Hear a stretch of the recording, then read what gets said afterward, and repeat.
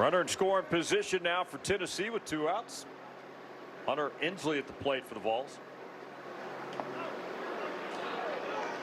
First hit of the game for Tennessee was on that double there by Keelan.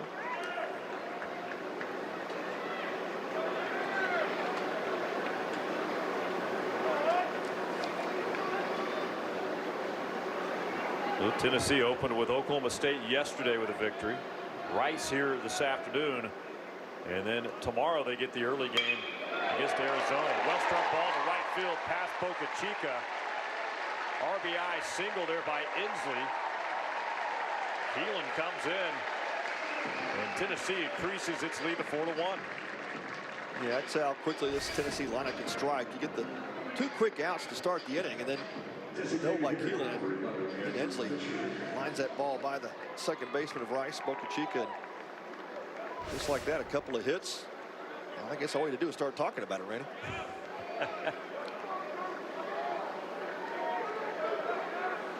Yeah, up and down this lineup. They have got some weapons, top to bottom. For the Volunteers, you know, they lost some pieces too, those pitchers and lineup guys, and they just filled holes and got some transfers in. And yeah, no doubt. I mean, they lost, you know, what was it, 5-6 guys in the first 4 rounds of the draft last season. You know, Christian Moore, Blake Burke, Billy Amick, Dylan Dreiling. Another one was Drew Beam. That's a ton of talent out of this lineup. And he just reloaded.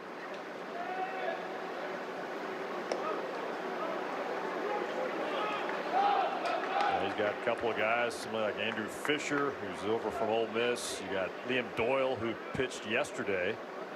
Phenomenal outing by Liam Doyle. He came from Ole Miss as well. You got Gavin Keelan from Louisville. Key pieces, experienced players stepping right in.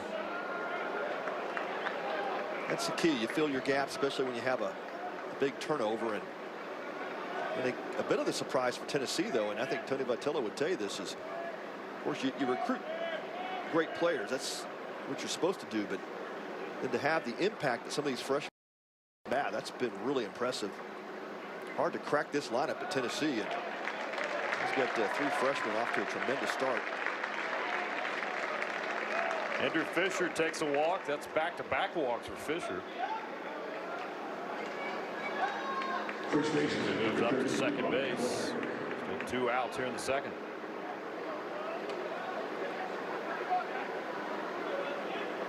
And here is one of those hot freshmen.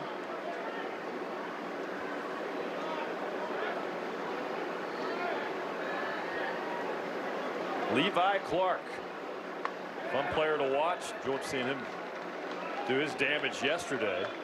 He's a freshman and getting the start. DH yesterday, getting the start at first base here this afternoon.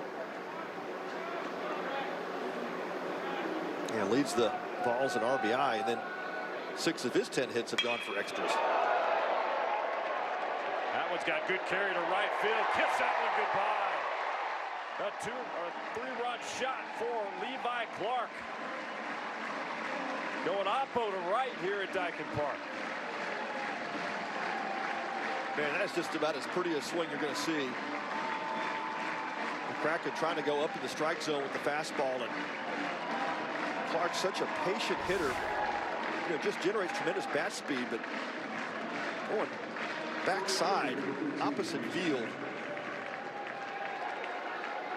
About 6 rows up here at Dyken Park, and that's just a ton of power from that freshman. You might be looking at the freshman player of the year in college baseball, Levi Clark. Off to a fantastic start. That's RBI number 4, 5, and 6 right now for Levi Clark this year.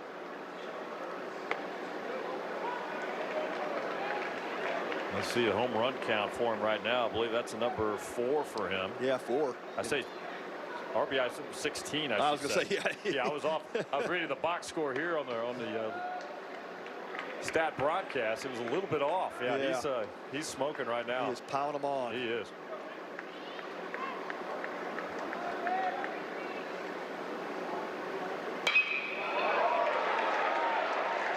That one's going to drop as well. Base hit by Reese Chapman. 4 hits in the inning for Tennessee. They are now up 7-1. Yeah, it's starting to get contagious. That's what happens with this volunteer lineup. I mean, they're just so good up and down. And they milked the walks in the first inning. Now they've swung the bats. McCracken around the plate, but making a couple mistakes up in the strike zone. It really hurt him, and he's going to get a visit from Parker Banks, his pitching coach. I think he's telling him, hey, you got to work pitches down in the zone. You still got to move it around and raise the eye level, but can't make mistakes out over the middle of the plate with this lineup. I want to ask you more about Levi Clark, because you know, I've now seen him for back-to-back days. The transition when you come into a program, a high-level program like that, what are some of the early challenges that many struggle with? Seems like he's adapting well so far. Yeah, he really is. I mean, he's the real deal. Yeah, I think it's a lot of it's the heartbeat, right? You get guys that come in and they've had such great success in high school, and they think it's just automatically going to carry over into college. And this, especially in a Power 4 program, to step in and do what he's doing, it's pretty amazing.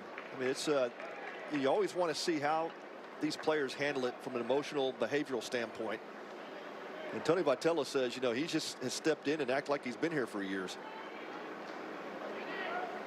That rubs off on the entire roster and lineup.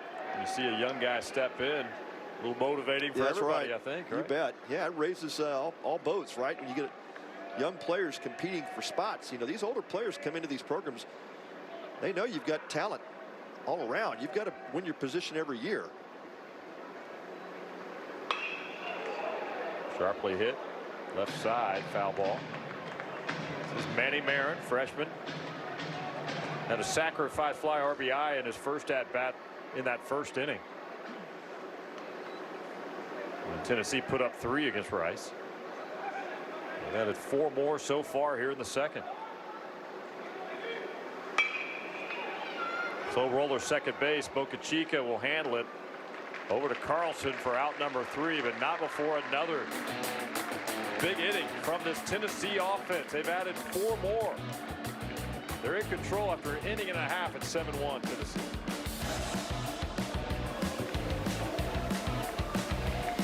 Hi, I'm Dr. Noor Alzarka, and I'm a primary care and sports medicine doctor. A good treatment plan starts with an accurate diagnosis. With my years of training and experience in sports medicine, I feel equipped to evaluate and manage and treat most muscular and joint issues or injuries. So first, I will educate my patient about the diagnosis, and next, I will outline a treatment plan. I believe in partnering with my patients to make shared decisions about their health and goals. Some people just know they could save hundreds on car insurance by checking Allstate first. Like you know to check your outfit first before meeting your girlfriend's family. That's a tough one to recover from, Steve. The disappointment on their faces says it all. Yeah, checking first is smart. Yeah. So check Allstate first for a quote that could save you hundreds. You're in good hands with Allstate. Come on. What are you doing? Trying to watch the game, but my screen's busted. You should go to T-Mobile. You can trade in a broken phone, and they'll give you a brand new iPhone 16 Pro on them. Where did you get gum? It was under my seat. When's this thing over? At T-Mobile, new and existing customers get iPhone 16 Pro with Apple Intelligence on us when you trade in your busted old phone. Plus, families can switch and save 20% versus the other big guys' best plans, plus streaming. It's over. Bottom of the second inning here at Dyken Park. The wind is not a factor at all. There's the flag here inside the ballpark. Roof is open at the newly named Dyken Park for many years. We all knew it as Minute Maid Park. Got to get adjusted to that new name, but the signage is up. They've got a little bit, the dugouts still say Minute Maid, but they'll be changing all that over the next few weeks as they approach a new baseball season here. Astros will open the year at the end of March 27th here at the ballpark. I was speaking to some of the grounds crew when I was down in field pregame, and all the grass you see in the infield, at least, is going to be completely torn up when this tournament is over, and new grass laid down, and I said, so y'all could have it ready here by the end. He said, oh yeah. Oh yeah. We know what we're doing around here. They'll lay the grass about March 10th. He said it'll be ready to roll by opening day. Yeah, you go from the winter grass to the spring grass, right? Yeah, it's a beautiful ballpark, and I remember when they were building this with the retractable roof, and you just thought, of course, in the old Astrodome that we grew up in, and never could have outdoor baseball. But you know, Houston, think about, you know, from usually February to May, it's just beautiful weather here, and be able to use that. Of course, these college players are experiencing that today. Michael Zito goes down on strikes. That's the third strikeout for Marcus Phillips, and out number 1 here in the second. A good start for Phillips. He needed to get that get the ball rolling with the mechanics and being repeatable. And 32 pitches in the first inning.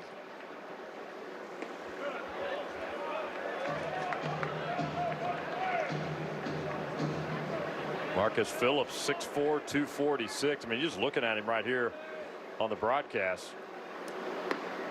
Like a good linebacker out there on the mound. He's a big guy, isn't he? He is, yeah. He might get a call from Josh Heupel here after baseball's over. He is a big human.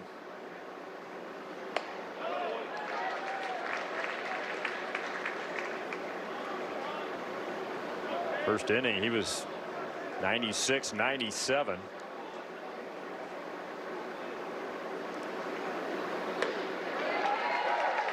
Hear that pop all the way from up here in the box.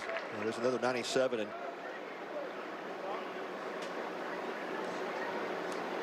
the arm is live. It's just getting him dialed into that strike zone. He is doing it here in the second inning. It's really sharp. Another strikeout, number 4 now for Marcus Phillips. Opens it up here. We're striking out Michael Zito and Colin Robinson. And third strikeout in a row. Brings up number 9 hitter in this Owls lineup. This is Iram Bocachica Jr. A little bit of shortstop this year, mainly second base.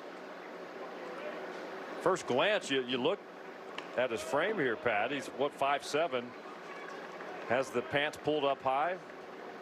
First glance, like an Astro fan, kind of looks like a little bit like Jose Altuve. Yeah, you could pass for that for sure. Yeah, we saw the home run yesterday, and a lot of pop in that little body. He's from Puerto Rico, of course. Owls open the season in the tournament there in Puerto Rico. Big trip for guys like Bocachica and Jose Cruz Jr. Also, Javier Vasquez, who's on the team, he's an infielder. He is actually from Ponce, where the tournament was held.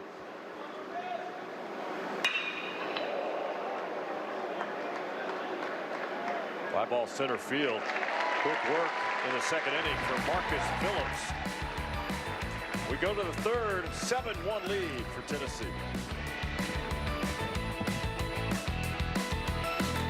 Dear employer, as someone on the spectrum, I possess a unique set of skills that sets me apart. Thank you for your consideration.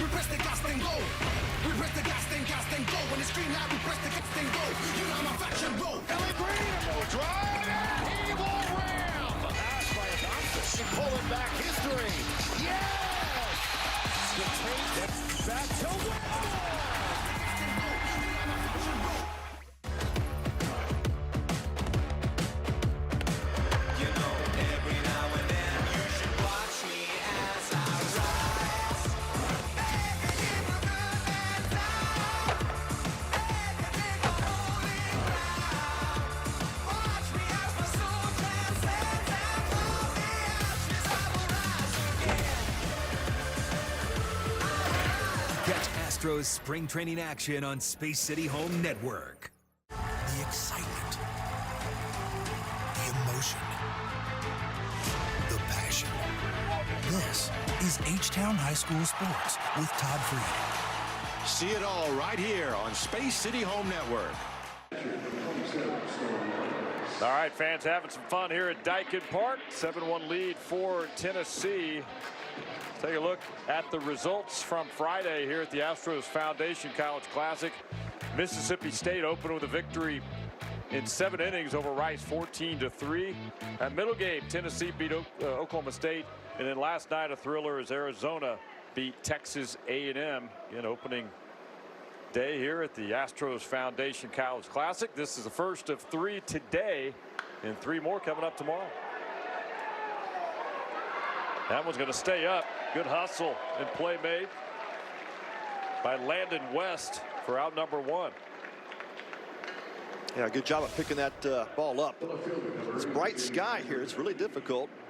Got a little help from his pitcher, McCracken, pointing back to that pitch, and where it was popped up. And great job by Landon West to get back and make the catch.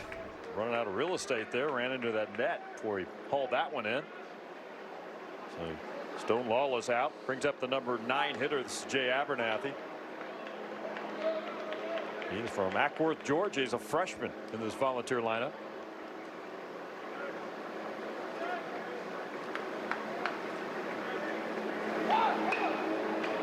Lays down the bunt. McCracken fields and fires for the quick out. Gunnar Carlson on the other end of that one. 2 outs here in the 3rd inning. Abernathy flashed that bunt attempt on that first pitch. It was called a strike. Goes right back to it. Just did not get the bat angled right. He wanted to go down to the 3rd baseline with it. Instead, right back to the pitcher. An easy play for J.D. McCracken.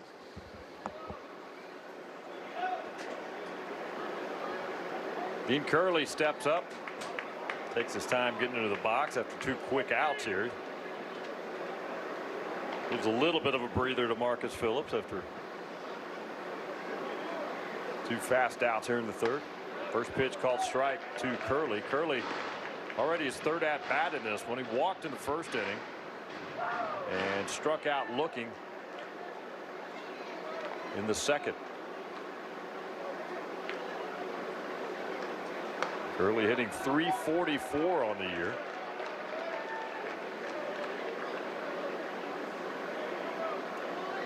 Four home runs, 10 RBI. This Tennessee team with belting the home runs again, just like they did last year. 184 home runs en route to that 60-win season, national championship. Already 1 more today from Levi Clark, that 3-run shot in the 2nd. A veteran move by Dean Curley. Called a timeout. Went back to the dugout. Put a little pine tar in his handle, but 2 quick outs. Want to give his pitcher a little bit more of a breather before this inning ends.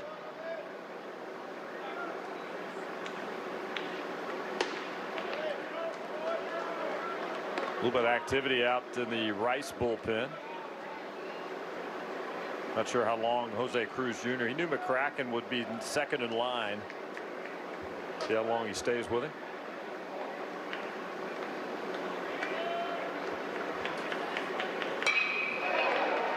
Liner there, Boca Chica. Good timing there to bring that one in, and that'll end it in the 3rd inning. 1-2-3 for J.D. McCracken. Rice coming to bat here in the bottom of the 3rd.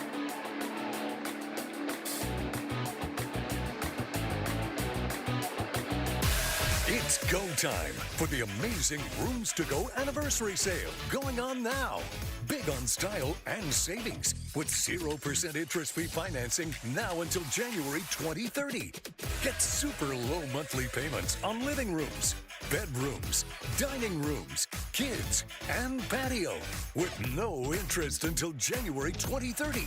More time, more savings at the Rooms to Go anniversary sale going on now. Vacationing is an art, and the Palm Beaches are your canvas. Stroll along sun-soaked beaches. Unwind at boutique resorts. Explore hidden and not so hidden gems. Here you'll discover a lifestyle that's nothing short of a masterpiece. Curate your perfect collection of experiences in the Palm Beaches. There's never been a better time to become a season ticket holder for the Houston Astros. The average season ticket holder enjoys 45% savings over single game ticket prices, plus significant savings at the team store with exclusive season ticket holder discounts. Along with exclusive experiences and events, season ticket holders get priority access to postseason tickets. Become a season ticket holder today. Visit astros.com/season tickets for more information.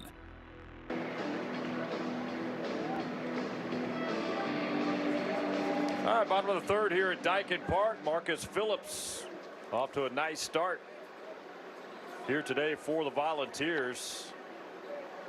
He's allowed just one run and a couple of hits. Struck out 4 already today.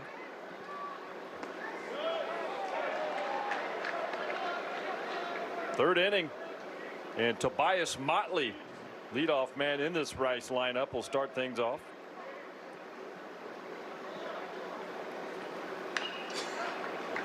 Motley struck out looking in the first inning. Off to a nice start this season, though. Entering today hitting .429. He's a sophomore.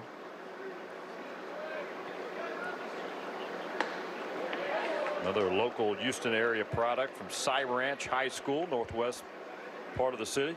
Cy Fair ISD. This year in and year out produces really good baseball talent. Yeah, he's a player that Jose Cruz Jr. and the staff really excited about. He said needs to grow a little bit on his defense, but offensively really dynamic. Of course, has great speed, really good base runner. Cruz said he just brings chaos on the base paths. Ground ball shortstop. Curley over to Levi Clark. First out here in the third.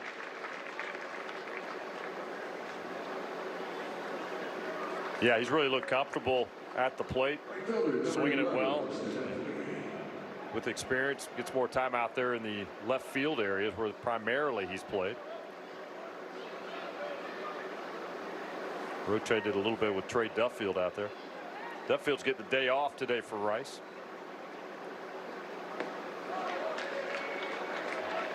He is available, though. He's healthy.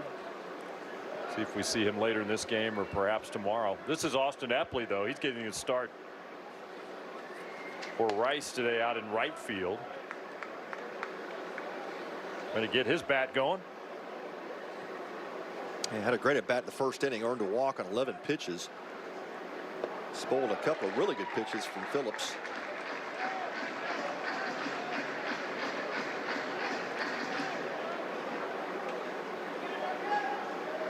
Yeah, he earned that walk in the first after that long at bat. Swing and a miss. And that's strikeout number 5 for Marcus Phillips. Yeah, Phillips really starting to settle in and working ahead of hitters. And a good mix of the slider and the changeup. 7th Al retired in a row, and that fastball had a little bit of cut on it.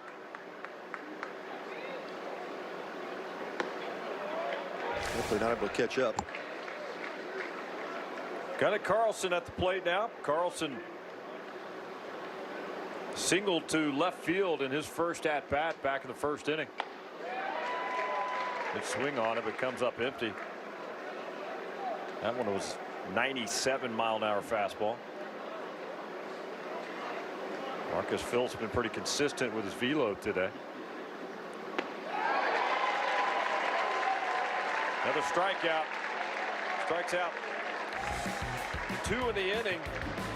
And we're going to the 4th here at Dyken Park. Tennessee in control over Rice.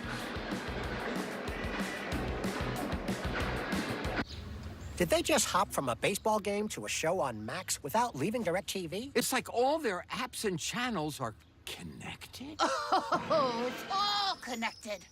Shows, movies, sports, cooking shows. Oh my God. Is she talking to us? Tell me, how does DirecTV put all your favorite stuff on one home screen? Uncanny content suggestions based on your watch history? Or mind control? Were you recently electrocuted?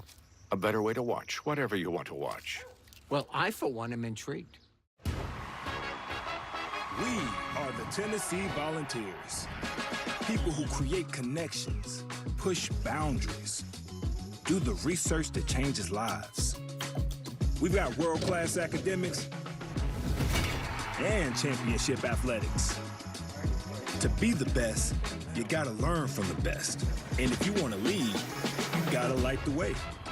We've got what it takes. It takes a volunteer. Be strong and of good courage. President JFK challenged us to achieve what no one thought possible. Our commitment to excellence, to do the impossible, is made possible right here in Houston, Texas. This is our moment to prove that Rice fight never dies. Rice Hours. Let's fly.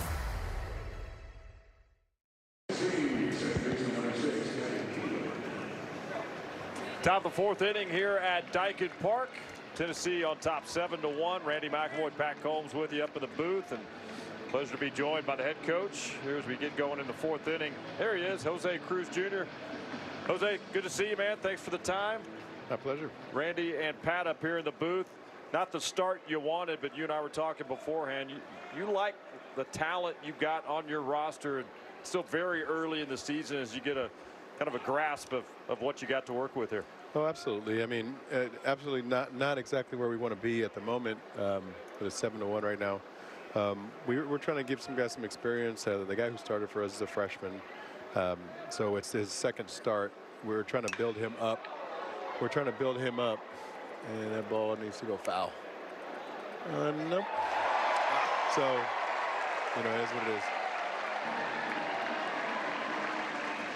Got Gavin Keelan again with another home run. He had a couple yesterday as well. And a solo shot to open the fourth inning. Yeah, Jose, Pat Combs here. Great to speak with you on the back of that home run. No, it's not where you want it to be, but hey, I think about Wayne Graham. You guys are going to honor Coach here March the 7th. And I know you've got a lot of Coach Graham stories, but give us one of your favorites. Well, that's a tough one to answer. First meeting we ever had when I got to Rice, he said, well, now that you guys are in here, I don't have to be nice to you guys anymore. That's how. Classic coach, right? That's how we started our relationship at Rice. Yeah, great legendary coach, and I know you learned a ton. Yeah, he had a different way of coaching, did he? Absolutely, just, old school. He was hard. That'll never exist again. Yeah, that's right. That's right. Well, Jose, what are you most excited about with this team? Well, I think we're a talented team. It's the most talent that I've had since I've been here. A lot of young players, though. There's some inexperience right now. We're just trying to give them as much experience as we possibly can. Unfortunately for us, our schedule's been really tough here the first 3 weeks.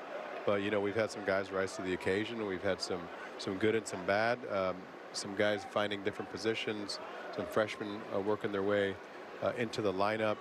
We have pitchers that we're trying to build up pitch count-wise, and McCracken being one of them right now. So I think once conference hits, we're probably going to be in full swing. But right now, we're just trying to figure out who can play where and putting guys in different positions and seeing what hits and what doesn't. Jose, you got the band back together. You got you and Lance, your former roommates, on the road, and great to see him back in a Rice uniform. Tell me what he means to your staff. Oh, he's great, man. He's a lot of experience, a lot of wisdom. He loves Rice. He has the same pride that I do. And we're both trying to get this thing rolling and get it back to what we believe it could be. We were at the beginning of when all this Rice baseball started. So, you know, we're excited to put it together. He's definitely been impactful. He's also a great guy for me to bounce things off of and have a separate set of eyes and eyes that I can trust to be on the field and point us in the right direction. Jose, thanks for spending some time with us. I know you got, 9 or 10 games ahead of you after this weekend before conference play starts, and it's going to be a fun conference run for you guys, and look forward to all the success you'll have. Thank you, and I'm looking forward to it as well. Appreciate you. Jose Cruz Jr., head coach of Rice University. And that is really cool to see, you know, his longtime friend, former roommate, Lance Berkman around the program again. Yeah, I mean, you know, those two guys, when you think of the beginning stages of when Rice was making that big World Series run, Those two guys were the catalyst. Well, they had to shift on for Andrew Fisher. Took it that left side. Easily beat that one out for the infield single. Yeah, nothing like a check swing to defeat a shift, right? Fisher will take it. His first hit of the day, had a couple of walks, but yeah, that was a excuse me swing. You see Trayton Rank pulled over towards the shortstop side of the field, and no chance to get Fisher. There's Fisher, the transfer in from Ole Miss. DHing today, played first base yesterday. He's a preseason All-American candidate. What an addition to this lineup, Pat, when you talk about a guy like Fisher with 20 home runs and 57 RBI last year for Ole Miss. Yeah, a big part of this lineup, and getting off to a little bit of a slow start. I wouldn't call 261 average a slow start, but certainly not to the expectations he has for himself.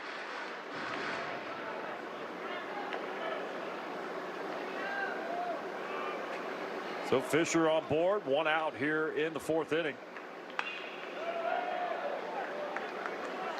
That Gavin Keelan home run, his third home run of the Astros Foundation College Classic.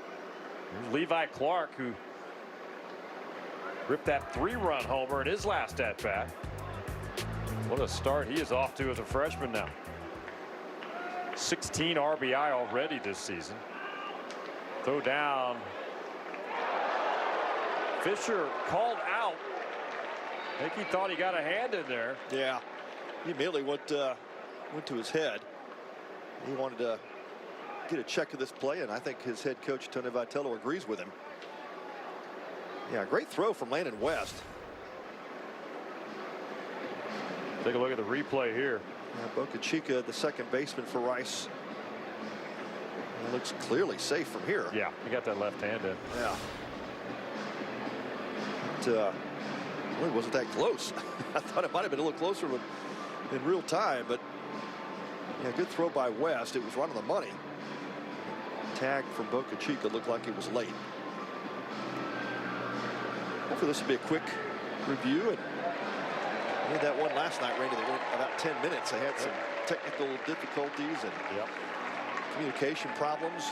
It was such a key play in the game, too. You know, it had one out in the ninth, and it was the triple by Keel for A&M, and well, what could have been, it was a single with an error, throwing error, going to third base, and really close play at third. And we looked at multiple angles. It was one of those plays where he might have been safe, but just not enough replay evidence to overturn it. Well, to make sure they got it right. Yeah, that's the most important part. It took a little longer than probably people wanted, but you got it right. All right, this has been overturned, so he indeed is safe at second base. Replay was clear. That left hand got in there, but it was a good throw by Landon West. Made it close there.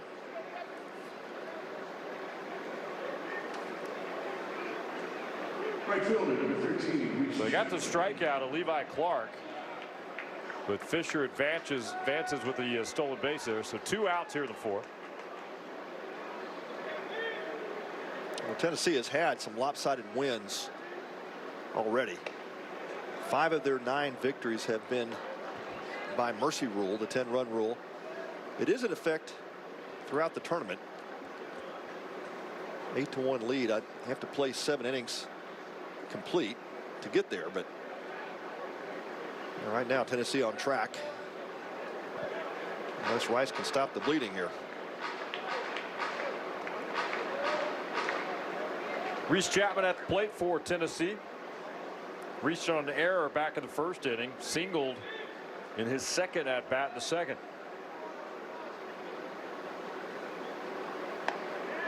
In there for a called strike. Chapman on the year hitting .406. This up and down this lineup today. These guys are swinging the bat well. Everybody's off to nice starts early in this season. Game number 10 on the year for Tennessee, who won yesterday to improve to 9-0 on the year. Reaching 40 wins or more, pretty common around this volunteer program. 60 wins a year ago. Yeah, that's a new standard. Yeah, 50 wins, I think, is the new standard for Tennessee. Yep.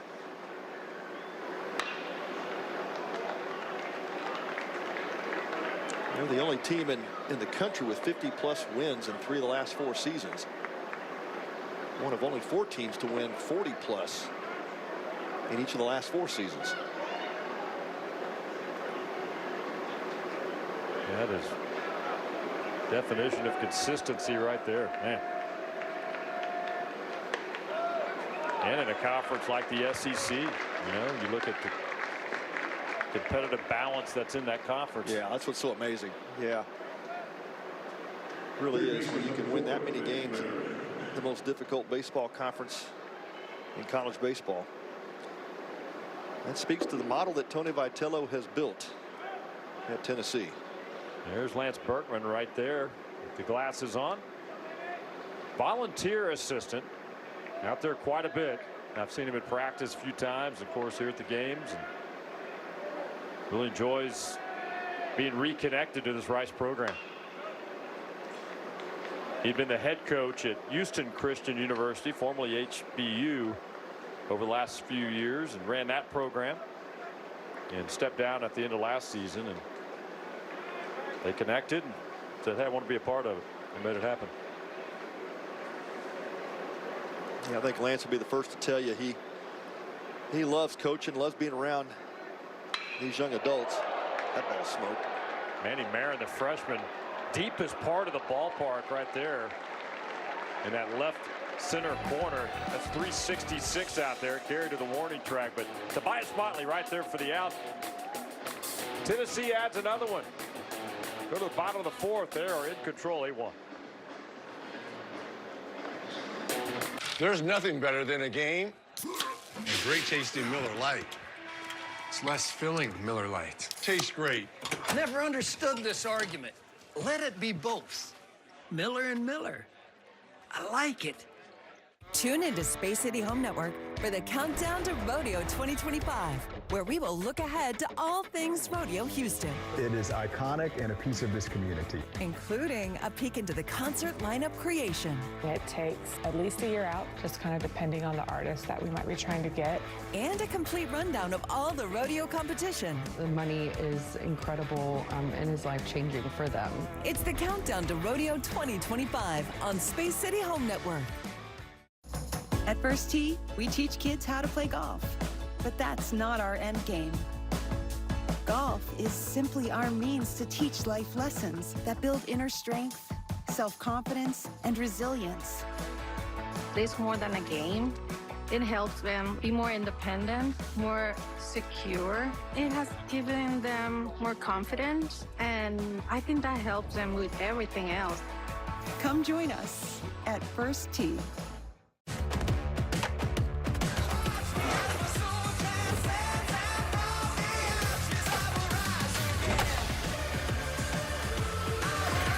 Catch Astros spring training action on Space City Home Network.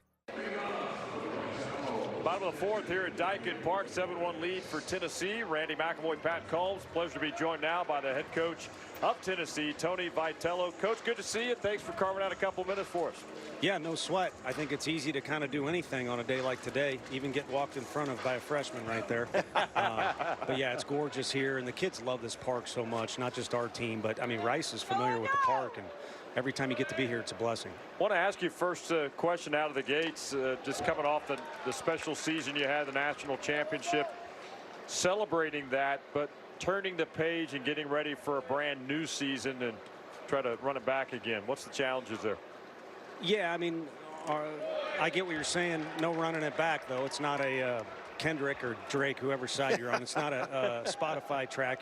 You know, it's just a new season. It's a new group of guys. Unfortunately, we have a lot of guys that, like Marcus, that experienced some good things last year. But our fans are so crazy. We celebrated this and that, and there was always something going on that it was time for everybody to move on based off that. And again, everyone will relish in that for a long time, but it is all about this season. And I think these guys are kind of wrapped up in trying to find themselves because we got so many new faces. Yeah, Tony, Pat Combs here. You know, you look at these power numbers, they just jump off the page at you. I mean, not only this season, 27 home runs now already, but over the past 5 seasons, you guys have led college baseball in bombs. And I mean, what do you attribute that to? The guy coaching third base for us. I mean, first of all you got to do is look at his physique, you know, to know about power. And then if you research him as a player, Coach Elander was our hardest worker and our best player where he played at TCU. And that was one of the things that created a bond for us. And then, you know, at Arkansas, when he was there, I think he helped guys out as well. And so we've got him the benefit of being in the cage along with some other guys. But the other thing is Beth is in our dugout, our nutritionist, and Q, our strength coach, too. And Marcus did not look like this last year. Tanner Franklin, who was throwing the ball really well last night, I had a bunch of our media people talk about how different he looks just from the fall semester till now. So we got a pretty big weapon with those two working with our guys away from the field. Yeah, it does. You guys look off the bus and like an amazing team. I mean, you do look different than a lot of college teams in that way. And then you talk about the mental emotional side of the game too. I hear you oftentimes say be where your feet are. Tell us about that. Yeah, I mean, that's Pat's summit, and you can't be on our campus without literally feeling her vibe. And I probably sound like a broken record. I bring it up so much, but I grew up as a little kid watching her and just her demeanor and her presence and obviously what her teams did. And a big thing that she got those players to do was work their butts off and focus on exactly what was going on at the time. Stand-up double there by Blaine Brown here with one out in the fourth inning. Tony, I want to ask you, your lineup top to bottom obviously is loaded, getting a lot of attention so far as a freshman you've got in that lineup, one of your freshmen at least. How about the start of Levi Clark and how he is adapted to the college game and early on, these early games of the season really producing for you guys? Yeah, scouts loved him, and you know, you're sweating out the draft for him and some other guys, and we're fortunate enough to have him on our campus. But he kind of approaches the game like a lot of our first year guys, like an experienced veteran, which is kind of strange because you expect to earn your salary. When I get off the bus, and Frank too, we don't look like these guys, so we got to use our brains to try and help these guys. But with a few of these freshmen like Manny, you kind of want to stay out of their way, right, with the way they approach the game, and they're so skilled. And I bring up Manny and Jay. Some of these other guys need to get more physical to be like Dean Curley, but Levi is kind of already like that. So I think it's his strength and then also his calm, which is a weird combo, but it's a good one for him that's working. Well, you guys are off to a terrific start. We appreciate you carving out some time. Enjoy today and the rest of the weekend here in Houston. You bet. Thank you guys so much. You got it. Tony Vitello, the head coach of the Tennessee Volunteers. Again, appreciate the time. What a job he has done now in his 8th season at the helm of taking this volunteer program to yet another level. Yeah, Randy. I mean, it's, you know, just look at, he has built the model. You know, 5 consecutive NCAA appearances, 4 consecutive supers, 3 College World Series appearances, of course, the championship last season. But that's the model. You know, you prove yourself in the most dominant baseball conference in America, and he's on the big stage. Now they've got the national championship. But you know, just look at the resume. No team has won more games or has a higher winning percentage than the Volunteers in the past 5 years. Amazing run, and poised for another deep run this year with the talent they've got in this lineup. Pitching staff is obviously going to be good again. Shout out to pitching coach Frank Anderson on this Tennessee club and the experience level he has and track record he has with pitching staffs. And you're seeing the results right now with the Volunteers. Yeah, he's one of the best in college baseball, and you just look at what he's done with the staff since the time he's been there. His 8th season now, and the staff just continues to get stronger and stronger. Marcus Phillips out there again for Tennessee, picks up another strikeout. And that is his 7th strikeout so far here this afternoon. Drayton Rank just having trouble catching up to that velo. 97 on the black. Yeah, he's been there consistently throughout this one here today. This is Michael Zito now at the plate, the freshman for Rice. He was one of Phillips' strikeout victims back in the 2nd inning.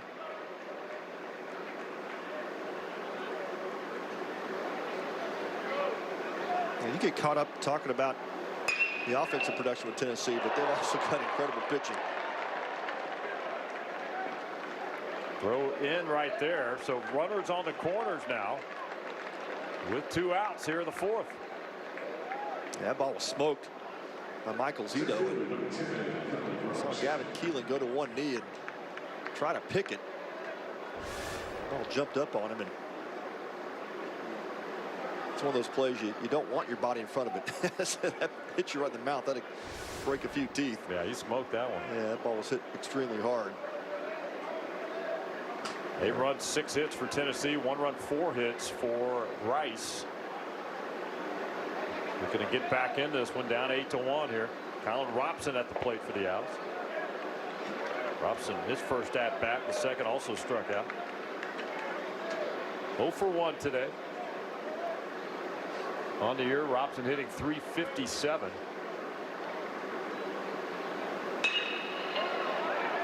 Limited playing time so far.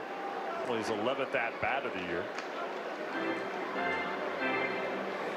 And this is the time of the year too when ask Jose Cruz Jr. or Tony Vitello. They know the bulk of what their lineup's going to be like, but there's a few spots here and there they're trying to find out some changes they can make every now and then and mix it up a little bit. You're going to have to. You got to get some depth here. Yeah, you're still 3 weeks into the season. There's a lot of room for movement. Tony Vitello said in a conference call, you know, the same guys in the lineup today may not be the guys starting when we hit SEC play. Same thing for Jose Cruz. Yeah, Tennessee after this weekend will have another 6-7 games. Throw down to second base, not in time. Zito at second base. Anyway, Tennessee's going to have 6-7 games after this weekend before they even open conference play against Florida. 10 games for Rice before they begin conference play in the American. Yeah, no chance for Stone Wallace. That was a great jump by Michael Zito. Phillips not extremely fast to the plate. Had a 1.5, 1.6 to the plate. And puts a lot of pressure on the catcher to get rid of it. Call strike 3 on Colin Robson. 98 on that one from Marcus Phillips. We're through 4 at Dyken Park in Houston. 8-1, balls on top.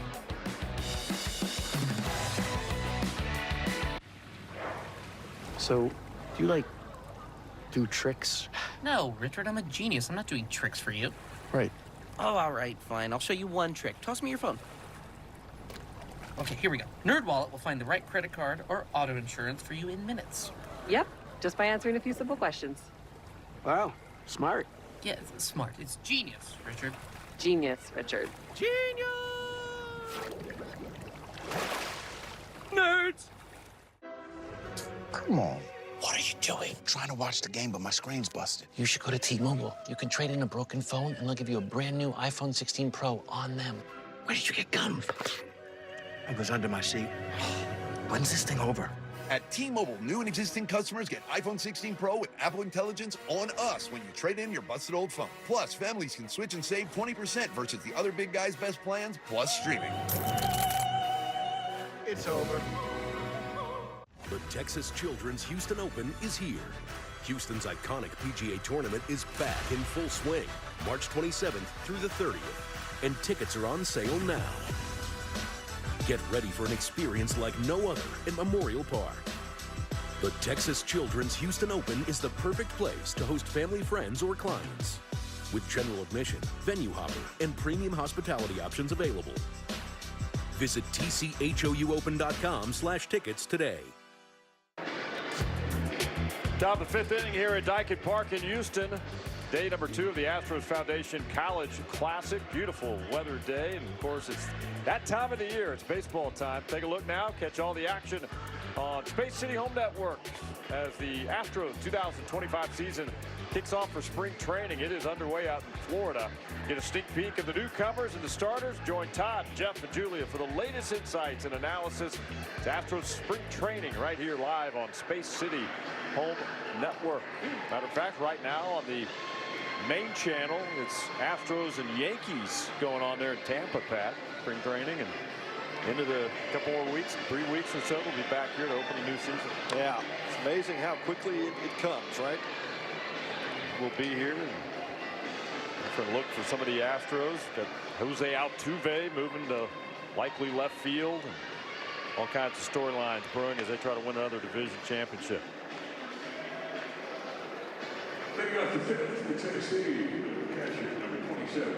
All right, pitching change now for Rice. Caleb Williams now in there, third pitcher of the day for the Owls.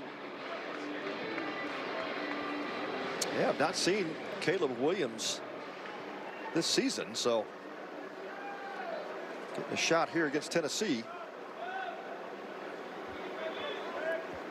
Williams is a 6'2" redshirt freshman from Bethlehem, North Carolina, into this Rice program. And he's got a fastball that's 90-91 and a slider.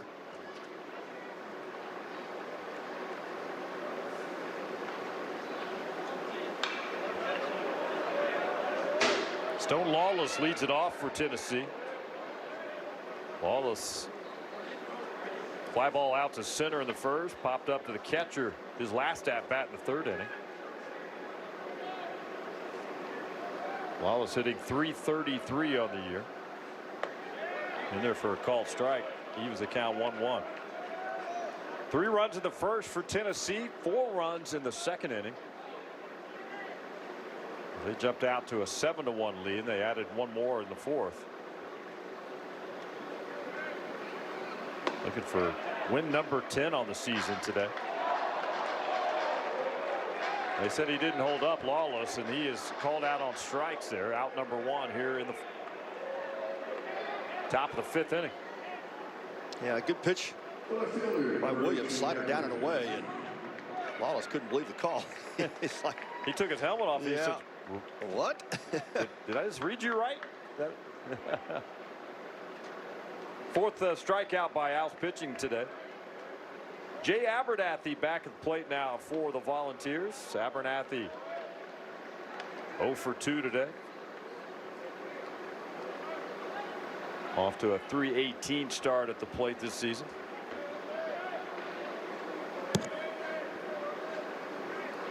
Abernathy, a freshman from Ackworth, Georgia. Talked a lot about the experience in this Tennessee lineup, but they've got some young guys, freshmen stepping right into. Jay Abernathy, one of those, along with the likes of Levi Clark, Manny Marin over at third base. That was popped up, and that'll hang up there for the out. Brought in by Michael Zito. 2 quick outs here in the 5th inning for Caleb Williams, who just stepped in for the Owls.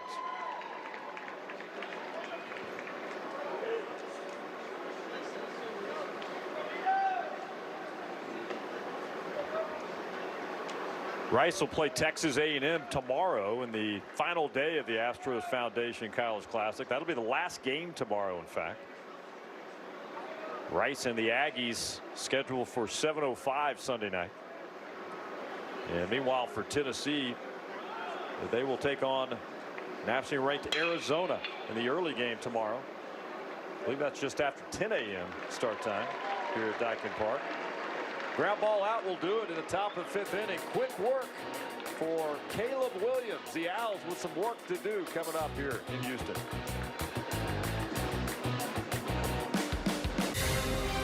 Let's just get a closer look. Mom? wait.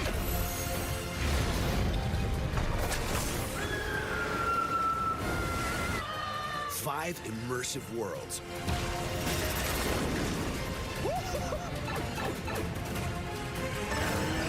One amazing theme park. Our universe will never be the same. Oh, you gotta see this. Epic Universe, only at Universal Orlando Resort. Whataburger, please bring back the Monterey melt. Brinch back. Okay, yeah, message received. We're brinfing it back. Grilled peppers and onions, 2 slices of melty cheese, and jalapeno ranch on 2 fresh beef patties. Brinf it on. The Whataburger Monterey melt is back. We brunched it all right. What a burger. Your Houston Astros are back for 2025. Built for the pursuit of a championship. Come experience the energy, the passion, and the unforgettable moments at Daikin Park.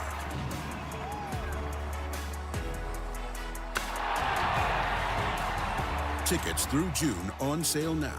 Get yours at astros.com/tickets. Fans of all ages here at Daikin Park. Young kids having a good time. One wearing Rice Blue, one wearing Tennessee, so they got both teams covered here in the opener. Beautiful day. Roof is open, about 75 degrees today. Picturesque weather, that's what you wanted. When you plan this tournament, you'd hope it'd be like this, and they got exactly that and then some. Roof is open, and it'll stay that way all day today. Welcome back to it. Bottom of the 5th inning. 8-1 lead for Tennessee. Randy McAvoy, Pat Combs with you. Iram Bocachica leads it off for the Owls. Takes a called strike. Bocachica, starting second baseman today. He is 0 for 1.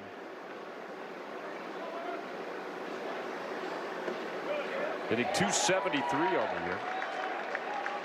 Had that home run yesterday. You see him out there, maybe a little shortstop this season, mainly second base. Played anywhere in that middle infield. Ground ball third base. Fielded cleanly over to first. Manny Marin to Levi Clark. First out here in the 5th. Yeah, this is how you draw it up with the weather and, of course, the competition. They have 3 SEC schools in town this week. And Marcus Phillips off to a great start for Tennessee. He's now 4 to 3rd inning. He's only given up 4 hits, the 1 run. He's punched out 8. 84 pitches of work. So getting close to the end of his day. This may be it for him. The plan was to stretch him out to around 90 pitches today. Yeah, he struck out 8 so far. Really looked sharp throughout. Velocity stayed up there. Topped out at 98 so far today. Sharply hit ball there. Tobias Motley to third, but Manny Marin right there to scoop it and toss it over. Second out here in the 5th. A couple of quick outs for the Owls offense. Need some base runners and try to start chipping away at this lead, but Marcus Phillips making it awfully difficult.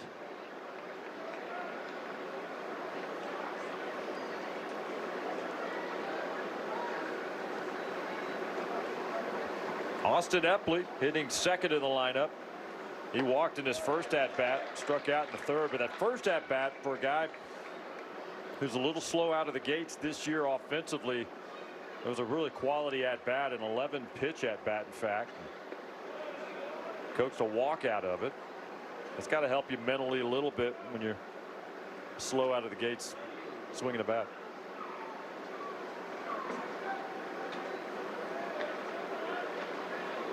Wound up scoring in that first inning as well. First and only run of the game for the Owls. That one down the right field line. That's going to roll to the corner. Epley definitely has 2. Let's see if he holds up. He will. Stand up double right there for Austin Epley. Yeah, great at bat. Of course, you mentioned the one he had back in the 1st where he earned the walk, and this time gets a pitch that drifts back over the middle of the plate. Turns it around, and 96, it ends up off his bat at about 110. Nice job by Epley to turn on that fastball.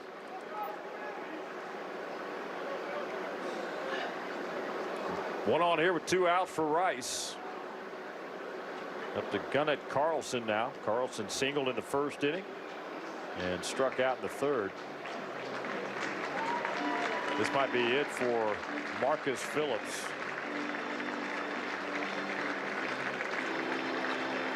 Yeah, usually when Tony V ventures out, that is the sign, and he has signaled down to the bullpen. Great job by Phillips to recover after a rough 1st inning. Outstanding end of the day for him.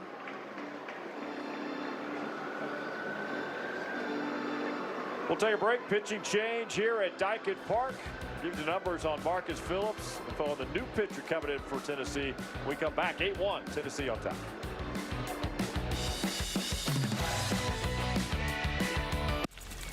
What is that? I know that music. hard!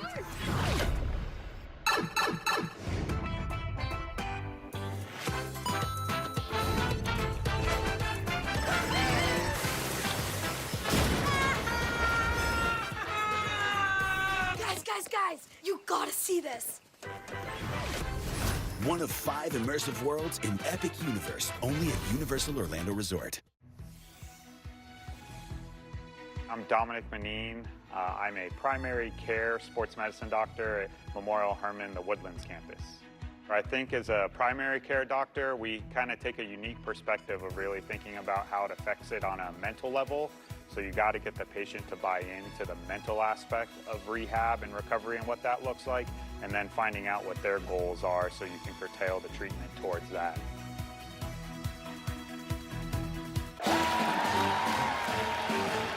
Some people just know they could save hundreds on car insurance by checking Allstate first. Like, you know, to check first that you bought seats in the right section.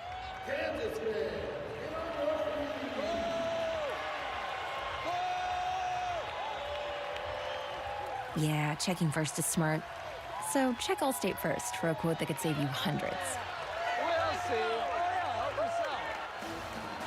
You're in good hands with Allstate. All right, there's Marcus Phillips, who just exited the ball game here. 4 2/3 innings, 5 hits, 1 earned run, 8 strikeouts today, Pat, for Phillips on 89 pitches. Yeah, I wanted to build on it. He definitely needed this type of start today. Didn't get him stretched out pitch count wise, but yeah, great numbers for him. Great start. That's exactly what Marcus Phillips was looking for today out of his outing. New pitcher in is Braden Sharp. Here are his numbers. 2 innings of work so far this season, 5 strikeouts, a couple of walks. He comes in with 2 outs now and a runner on second for Rice, facing Gunnar Carlson. Yeah, I'm sure an exciting entry for Braden Sharp, local product out of the Woodlands, Texas. Might be the only Texas guy on the roster this year for Tennessee, but a two-way player, but he is making his appearance on the mound. 3rd time this season for the Vols.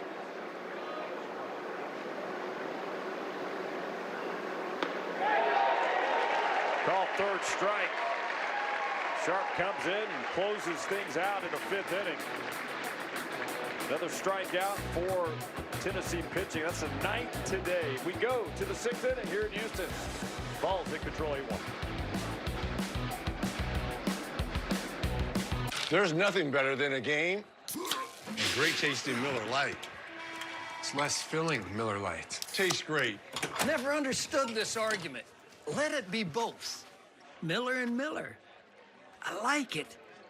If love was a melody, I'd want you to sing to me in that voice that whispers my name. If the world was a dance floor, I'd waltz you shore to shore while the steel and twin fiddles play. The love song that goes on forever, for worse and for better, we'll two-step together, and I'll hold you closer each day I go through this dance of a lifetime with your hand in mine, dance of a lifetime. Catch Rockets All Access, your backstage pass to the team all season long. Rockets All Access. New episodes every Thursday on Space City Home Network. The Rockets take on the Thunder, Monday at 6:30 on Space City Home Network.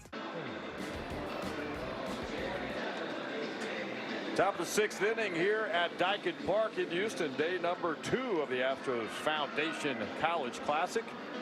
A little bit of sun, a little bit of shade on this great weather day in the Bayou City.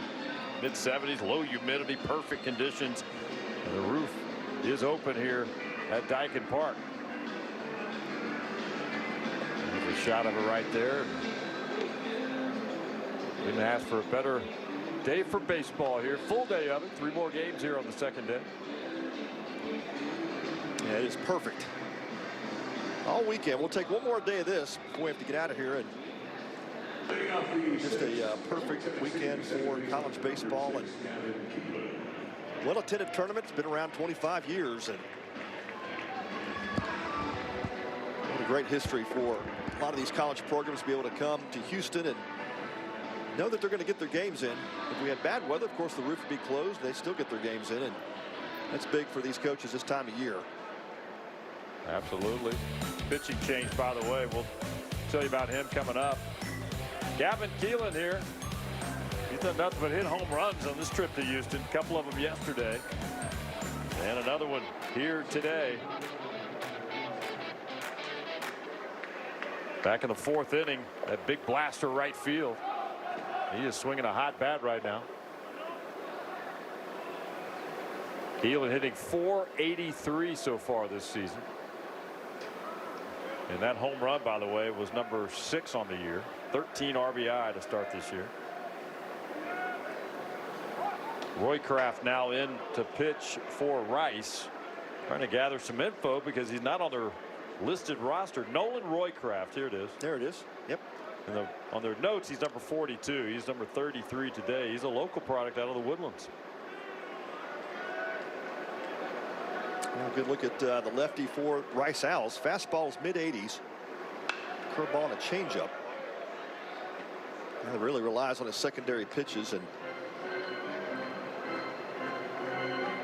both those breaking balls plus pitches for him. Infield change as well. Max Johnson now at third base for the Rice Owls. So Trenton Rank comes out of the ball game. And Max Johnson now in.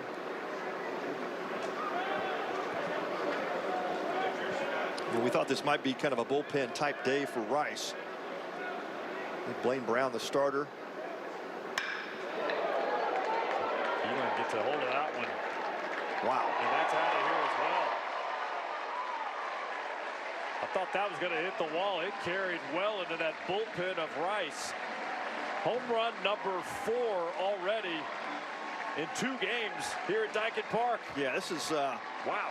One of those "are you kidding me" shots. I mean, he just continues to remain hot.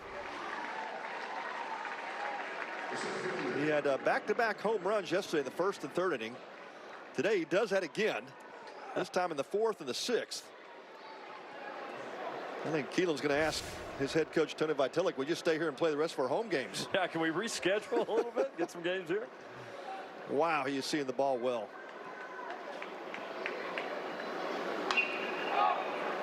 Hunter Inslee at the plate now for Tennessee. Again, put this thing in perspective.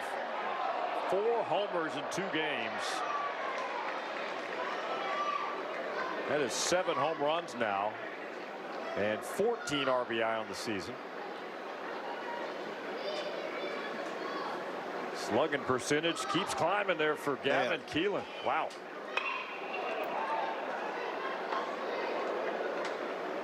Amazing start.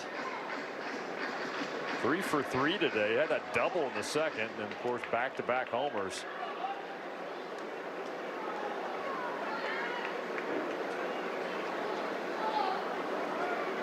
Inslee struck out in the 1st inning, singled and scored in the 2nd. Ground ball out to third base in the 4th. Inslee hitting .364. Roycraft picks up the strikeout. Designated hitter, number 11, Andrew Fisher. Out number 1 here in the 6th inning. And a good recovery for Roycraft. Give up the home run and get right back into the count with Inslee. And his job to collect the strikeout.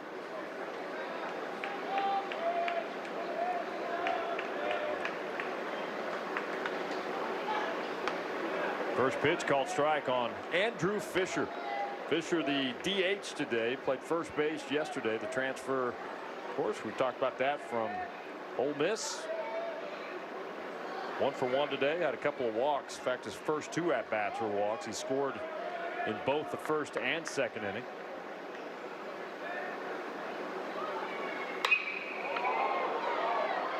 Fly ball right field. That is going to stay up for Austin Epley. He's underneath it. Second out here in the 6th inning. First baseman, number 30, Levi Clark.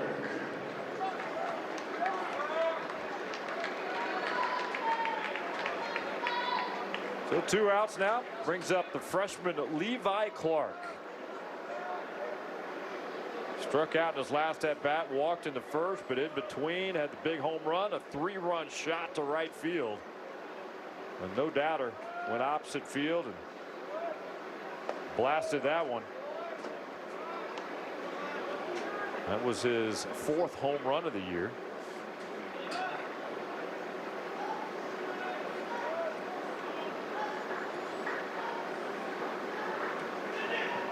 One for 2 today with those 3 RBIs. Got 16 RBI already as a young freshman for this Tennessee lineup.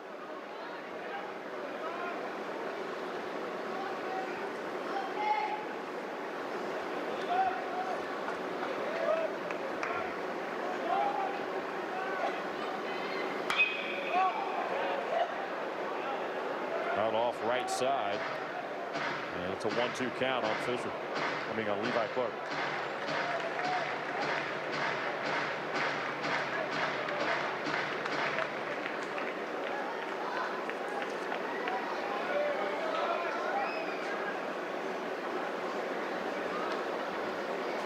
Young fan gets that souvenir. Always like to see that. Yesterday we had just a brief moment in our game with Tennessee and Oklahoma State where they ran out of baseballs. Yeah, right. How does that happen? Umpire ran down the tunnel, reloaded, and they were in good shape after that. Imagine that conversation. I thought you had them. 2-2 count now. Levi Clark. Out off right side. That'll hit the stands. Just over the netting there. Nolan Roycraft in. But this might be his debut this season, in fact. Yeah, no numbers on him so far. Nothing like facing Tennessee your first outing of the season. Want to break in? Go face the Vols. Yeah, this is one of those days when some of the pitchers come up a little sore in the bullpen. Coach, I don't think I can go today.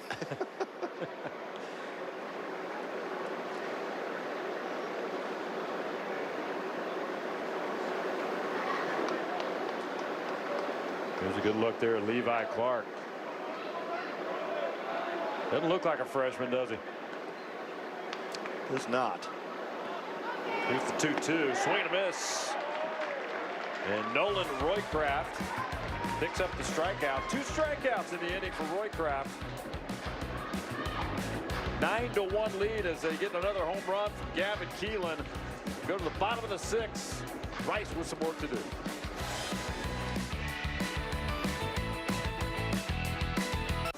Vacationing is an art, and the Palm Beaches are your canvas.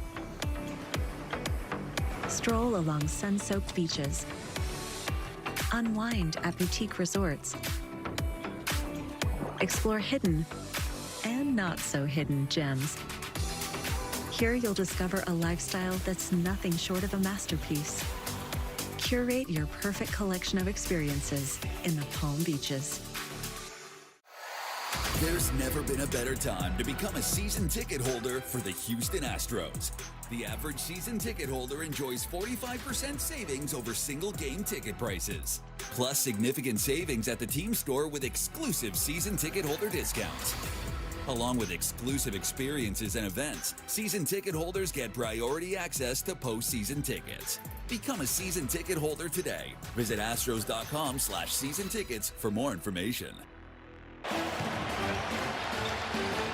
Some people just know they could save hundreds on car insurance by checking Allstate first. Like you know to check the game is actually over before you storm the court.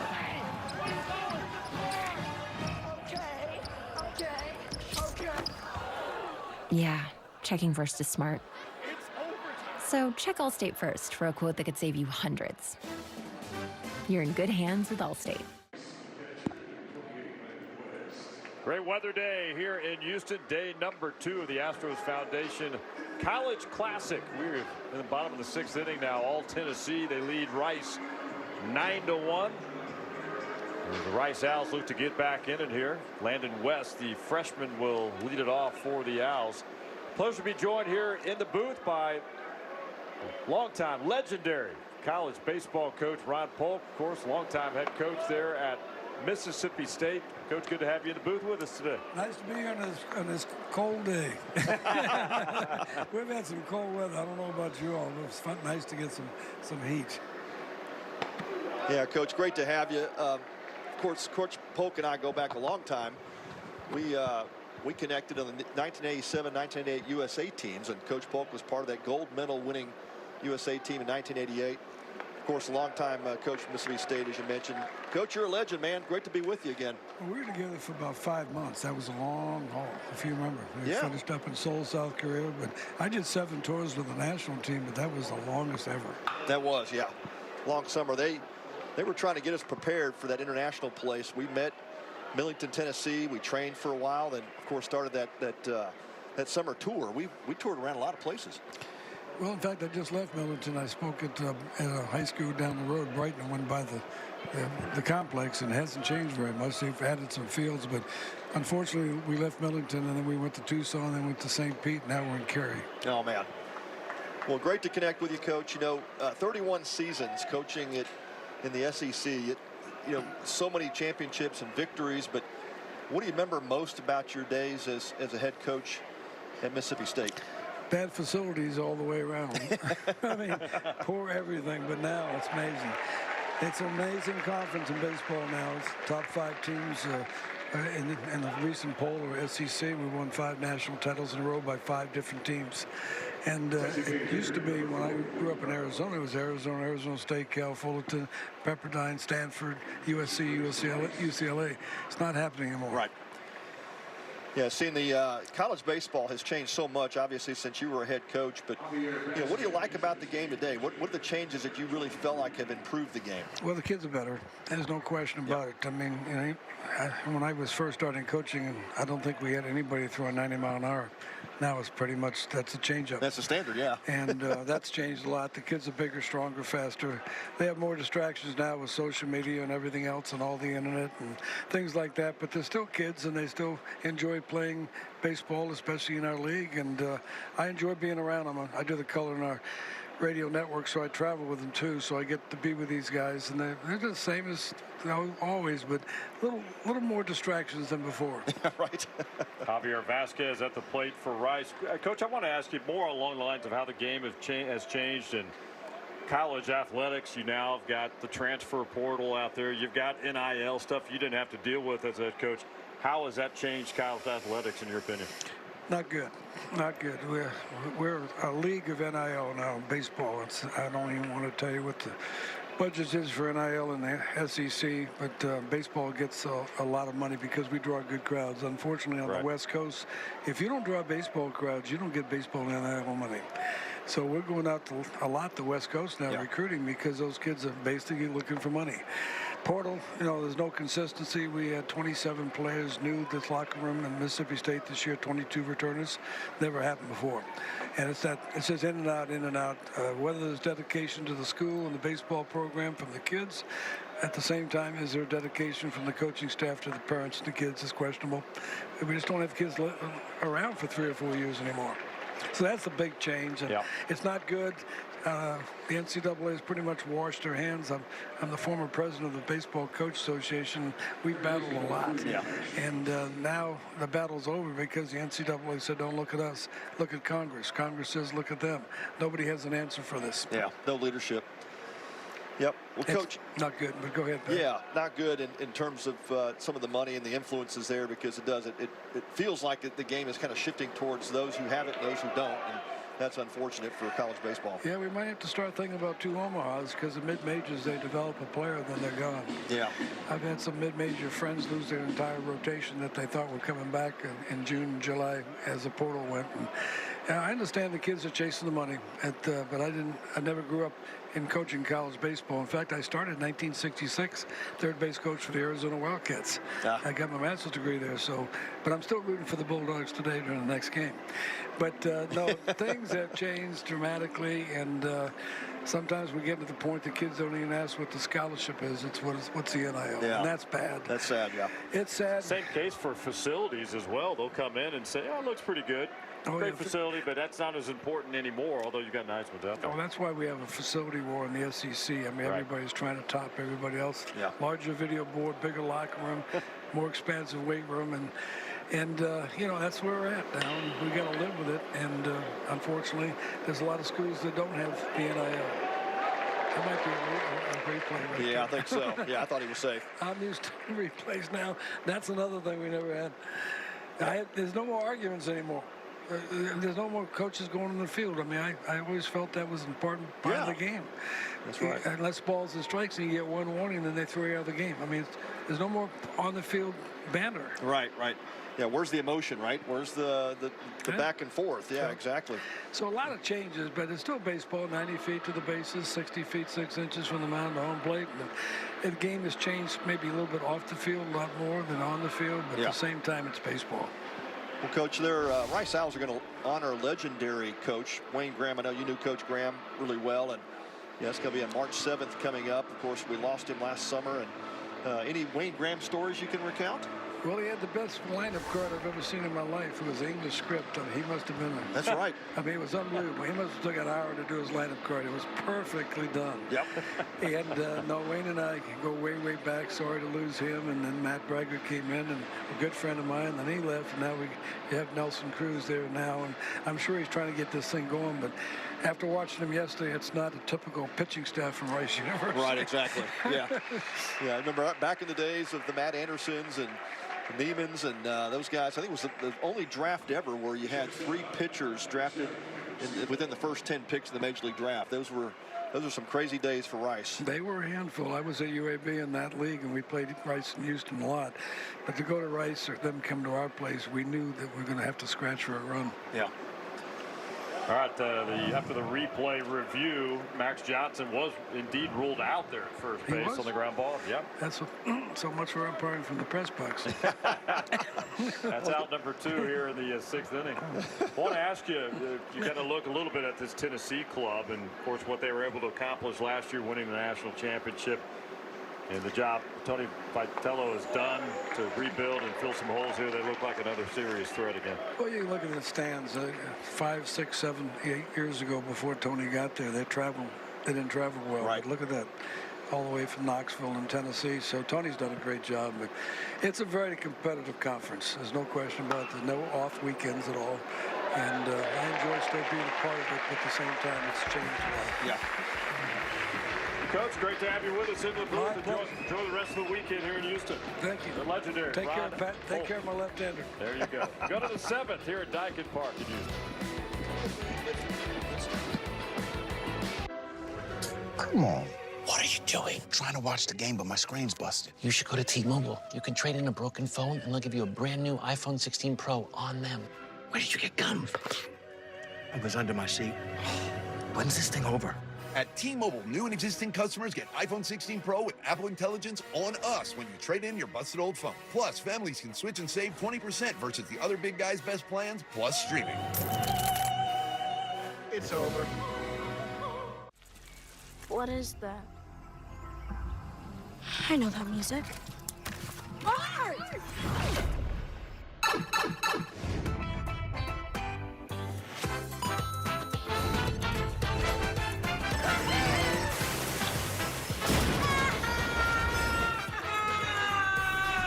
Guys, you gotta see this. One of 5 immersive worlds in Epic Universe, only at Universal Orlando Resort. You're invited. The Rooms to Go anniversary sale is going on now. So get ready to save big on beautiful furniture with interest-free financing until January 2030. Yes, 2030. Shop amazing styles, incredible room packages, all at great anniversary sale prices, plus special bonus buys. That's right, great sale prices and interest-free financing until January 2030. You get both. Come on. The Rooms to Go anniversary sale is going on now.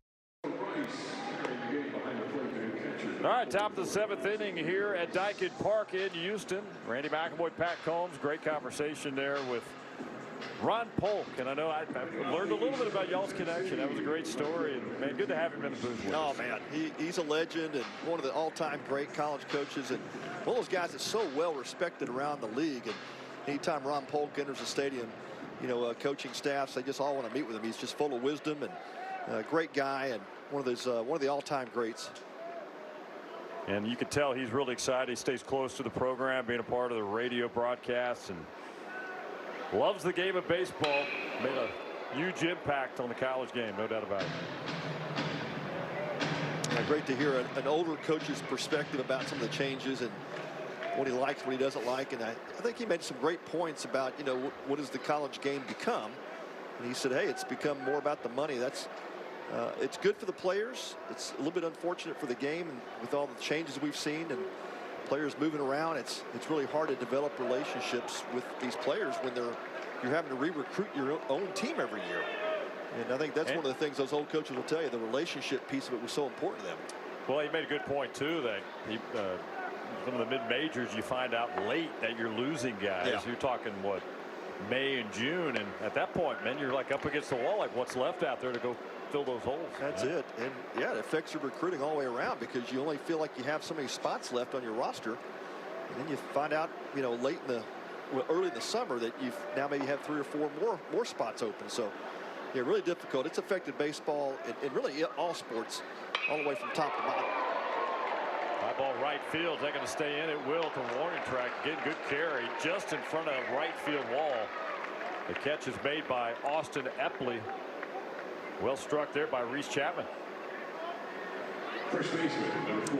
Yeah, good job by Epley to get back and on top of that track, find the wall and come up a couple of steps, make a catch. But given a ride by Chapman.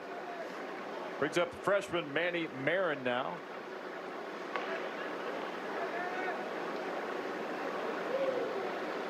New catcher, by the way, out there for the Rice Owls.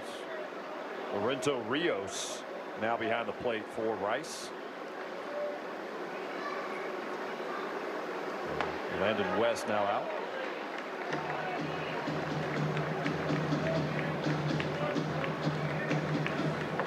Marin, the freshman, hitting 438 right now to start his freshman season. And Marin more known for his glove when he came into the program, and he's just a defensive wizard, projected to be the next Tennessee shortstop. And he has really started hot with the bat as well. Held in check today, had a sac fly and an RBI in the first inning. Ground ball out to second, fly ball out, but he hit it deep there to left field. Hit that shot back in the 4th inning here at Daikin Park. The deepest part of the park is in that left center corner. 366 out there. And that last foul ball caught Alberto Osuna in the ear. The Tennessee bench, he's down to get some attention. Shallow left field. That was brought in there by Michael Zito. And out number 2 here in the 7th. Yeah, I was describing that at bat by Manny Marin, that the last at bat. I said it was the deepest part. Technically not, but it is an interesting part if you're defending out there in that left center corner, because there's kind of a little cut out there on the right side of the Crawford boxes. It's a challenge sometimes when balls are hit out there. But that inning, Tobias Motley got there to it. And that is a difficult spot on the field to negotiate for the outfielders, and most outfielders don't have to negotiate the wall and the columns, and there's just a lot going on out there by that bullpen. Well, several years back they had the hill out there in center field. That's right. Towles Hill, they would be challenging sometimes for a center fielder making a sprint. One of the best catches I saw over the years, just I forgot what year, way back when Lance Berkman was roaming center field for the Astros, and he climbed that hill and made a catch and just laid flat out after he made it. But he held on to it. Yeah. That was tough to negotiate. I think they finally figured out that was a safety issue for players trying to go full sprint up a hill. There's another good catch over the years you see on video. If you type in Towles Hill and catches made here, I think Jim Edmonds had one time that went viral for what he was able to do to haul that catch in as well. Sharply hit ball, and that's snagged there at third base by Max Johnson. Went all out to bring that one in.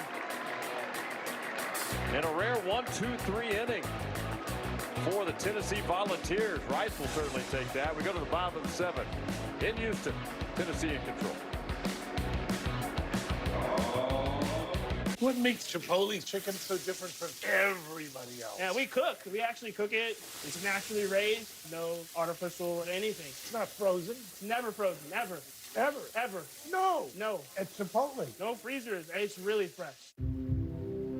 Why is just a starting line? For the true self blooms only when we find our purpose. What makes us tick? Below the surface. My why is diversity and unity, a safe space in my community. Living with sincerity, giving every day my everything. With my why, I stand strong, seen and supported all along. For some, their why is a summer under stars, memories and moments, connections near and far. Why is the before work hustle, an after school home, a section of my block, a corner to call my own.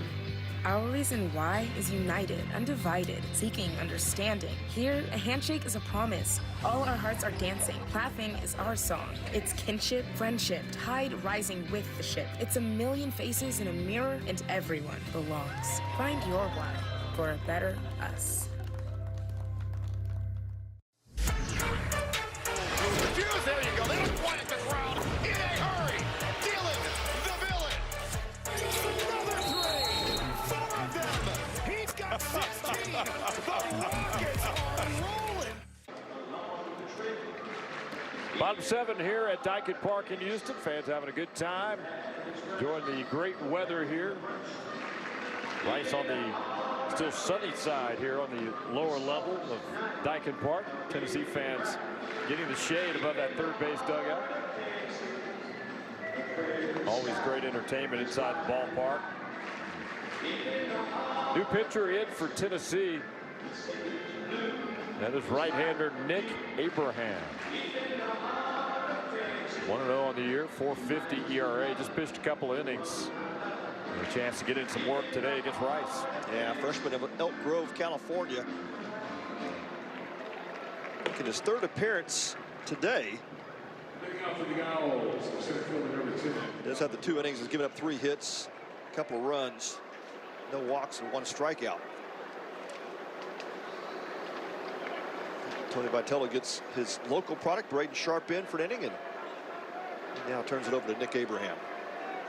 Colin Robson will lead it off for the Rice Owls, down 9-1 here in the 7th inning.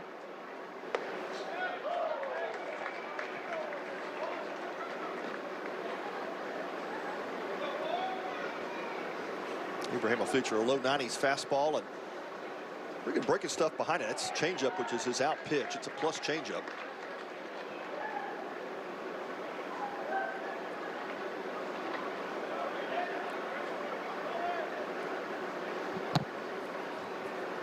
Iram Boca Chica on deck for Rice. He'll be followed by the top of the order, Tobias Motley.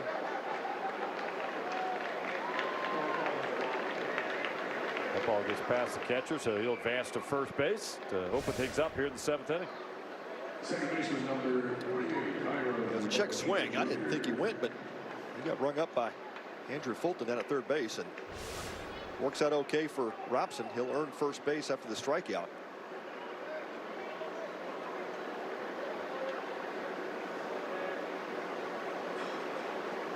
You're on Boca Chica hitting .304. 0 for 2 today. Didn't start once again, hit second base for Jose Cruz Jr. Rice needs base runners, and good start there. Now an overthrow to first base. That's going to advance Robson.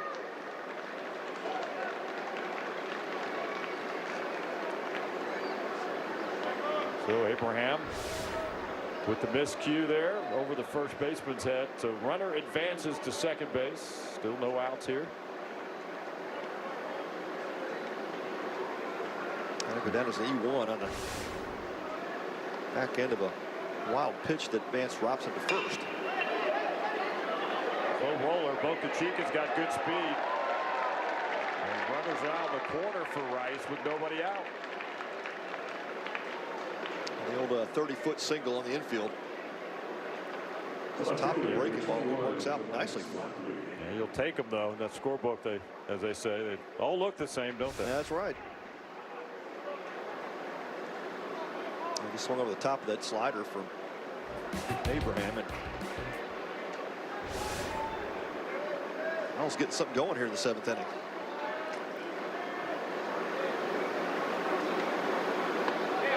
Tobias Motley's top of the order, the sophomore from right here in the Houston area. Motley playing his high school ball in the northwest part of Houston.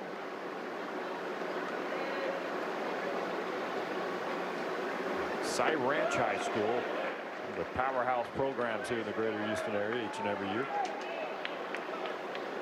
The Vols will trade runs for outs. And you've got the middle infield playing back with that 9-1 lead.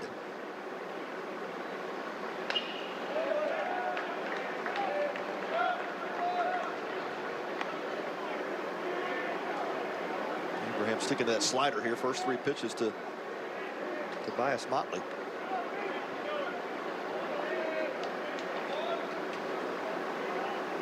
Here's the 1-2. Holds off, evens the count 2-2. Austin Epley on deck.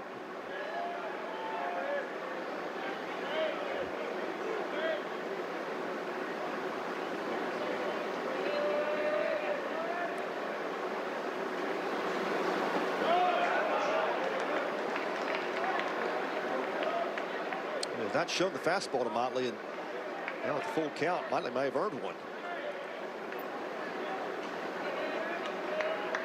Motley struck out in the first inning. A couple of ground ball outs in the 3rd and 5th. Yeah, that's got a piece of that one.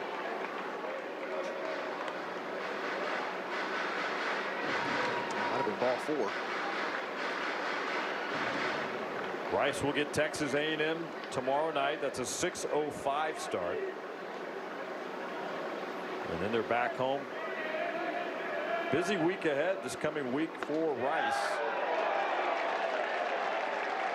They called third strike there on Tobias Motley. He had the bat down. He thought he was taking a trot down to first base. Yeah, I did not like the call. He thought that pitch was down. Good job by Stone Lawless, the Tennessee catcher. Got underneath that pitch and just framed it up real nice. Might have been a tick low. Got the call. Michael Carroll rings up Motley for the first out of the inning. 11th strikeout today by Tennessee pitching. The first 8 belonged to the starter Marcus Phillips. He came out after 4 2/3. Now this week after A&M tomorrow night, a busy week for the Rice Owls. Home games Tuesday and Wednesday against Lamar University and Houston, and then next weekend a 3-game set with Yale over at Reckling Park on their campus. A couple more home games after that, and pretty soon it'll be time for some American Conference action. They'll open on the road later in March against Florida Atlantic. And those are 2 midweek games that always test your pitching staff as you get towards the weekend. Yep.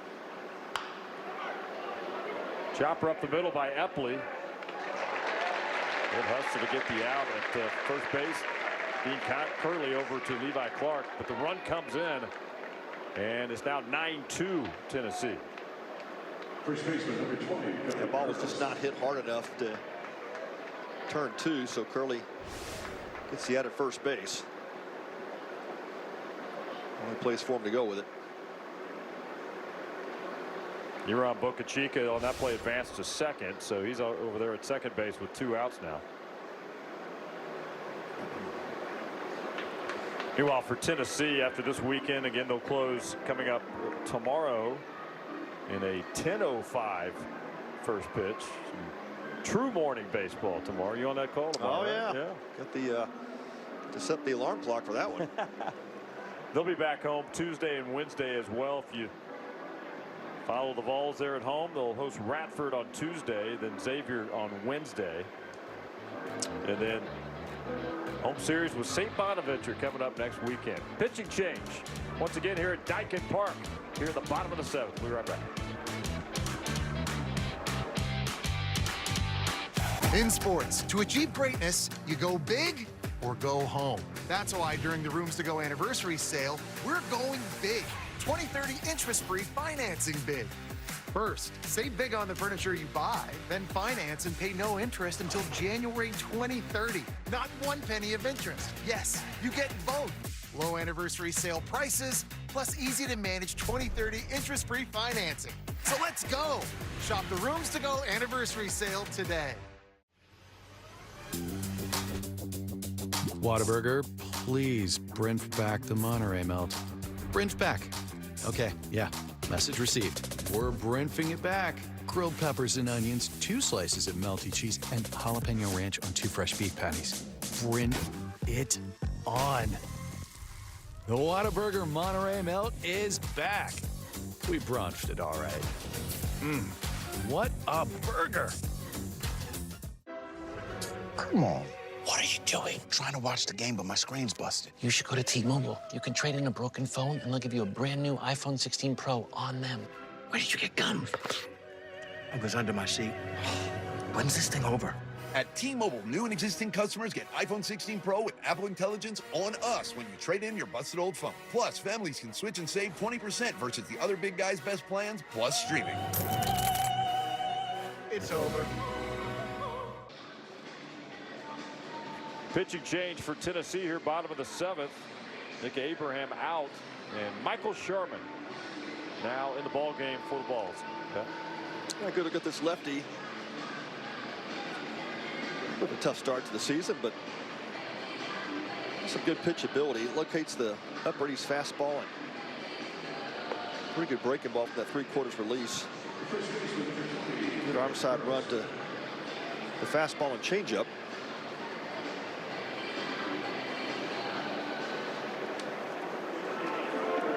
He's in now with 2 outs here in the 7th inning.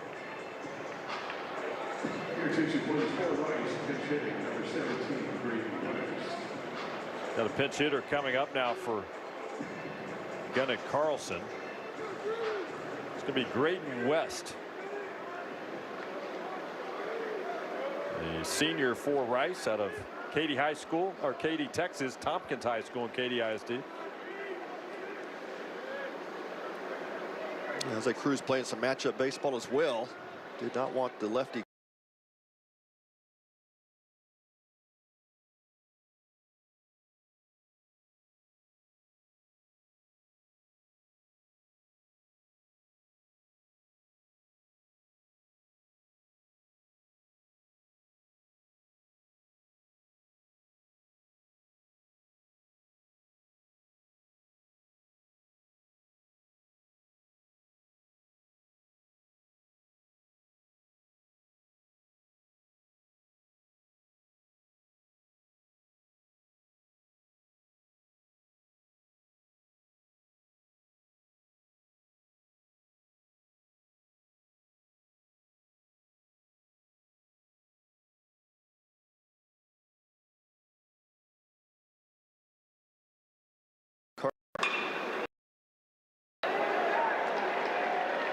Drive down the right field line. That is inbounds to the corner. It's going to be a ground rule double and RBI Great West stepping up in a pinch hit role. Nice job by West. Gets the fastball up and out over the plate. Takes it towards that right field line. Yeah, belt high, and just puts a good stroke on it. Well, kicked off the fence up into the stands. It's going to be a ground rule double. Second run of the inning for Rice now. Still trailing 9-3. Still 2 outs, and West is on second base. It brings up Lorenzo Rios. Now, he came in last inning and took over a catcher for Rice. And Landon West came out. Rios is a junior from Yorkville, Illinois.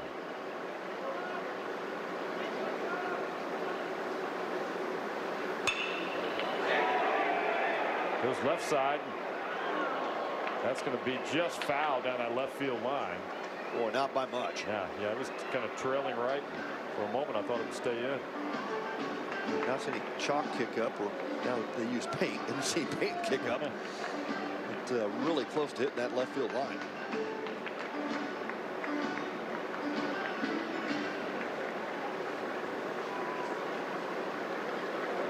Rios back in there.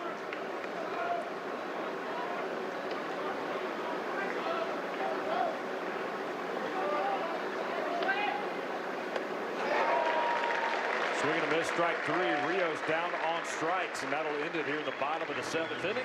First strikeout there for Michael Sharman. We are through 7.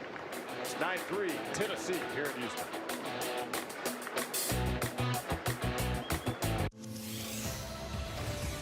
Hi, I'm Dr. Bonnie Gregory. I'm a fellowship-trained orthopedic surgeon and sports medicine specialist. I think one of the most important parts of caring for both athletes and patients is coming up with an accurate diagnosis, and then after making that diagnosis, taking into consideration a patient's demands, activity, interest, as well as for my athletes' time of season and goals to make the best patient-centered plan possible. Whataburger, please Brent back the Monterey melt. Brent back. Okay, yeah, message received. We're Brentfing it back. Grilled peppers and onions, 2 slices of melty cheese, and jalapeno ranch on 2 fresh beef patties. Brent it on. The Whataburger Monterey melt is back. We brunched it all right. What a burger. The Texas Children's Houston Open is here. Houston's iconic PGA tournament is back in full swing, March 27th through the 30th, and tickets are on sale now. Get ready for an experience like no other at Memorial Park. The Texas Children's Houston Open is the perfect place to host family, friends, or clients. With general admission, venue hopper, and premium hospitality options available. Visit tchouopen.com/tickets today. Top of the 8th inning here at Dyken Park in Houston. Still great weather. A little portable fan never hurts. That fan's it's a smart move. Bring one of those here at the stadium. The bright sunshiny day here in Houston. Does warm up a little bit sitting in that sun here inside the ballpark, but still pretty much ideal conditions. Coming up, game 2 on day 2 here. The Astros Foundation College Classic, Arizona and Mississippi State. We'll get underway as soon as this one ends. A little bit of gap between games as the teams warm up and get ready, but scheduled for like 3 o'clock, right? 3:05. That's scheduled time. Yeah, I don't know if we'll make that. And then tonight's finale is going to be Texas A&M and Oklahoma State. Oklahoma State lost a close one against Tennessee yesterday, and then the Aggies fell late to Arizona in a great ball game that ended the opening night here at Dyken Park.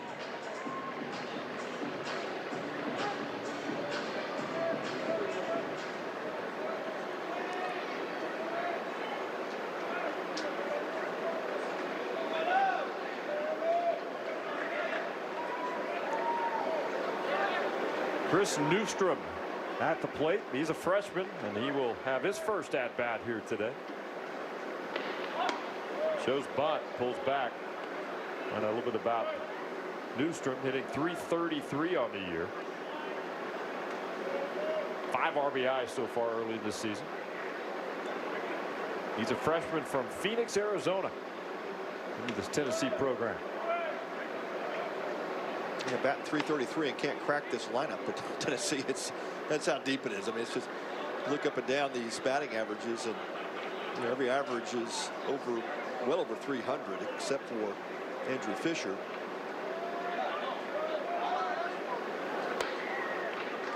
There's a new pitcher for Rice. It's Micah Davis taking over.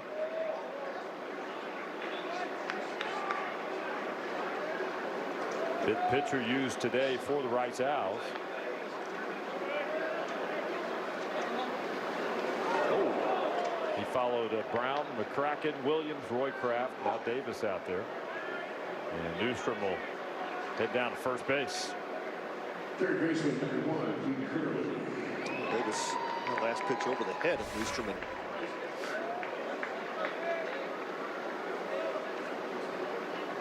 The pitch is really close on that sequence. Back to the top of the order now for Tennessee. This is going to be Dean Curley at the plate.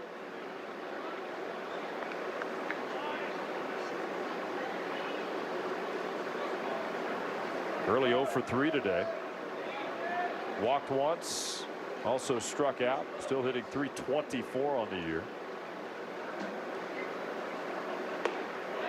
First pitch in there, and Davis called strike on Curley. Gavin Keelan, who's done it all in these first 2 days, he's on deck right now. A good slider from Micah Davis. Throw that one again. Oh. We've seen 2 to the backstop already.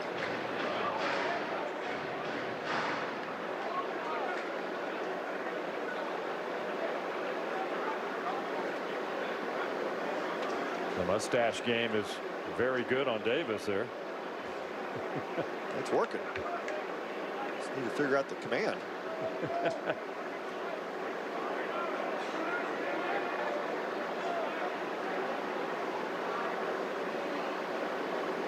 No outs here in the 8th inning. 9-3 lead for Tennessee.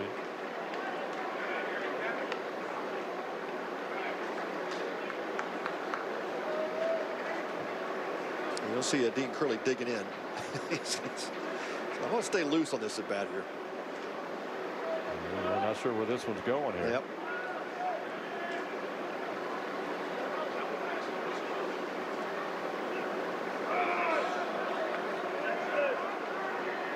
Time clock violation, and it's going to boost the count to 3-1.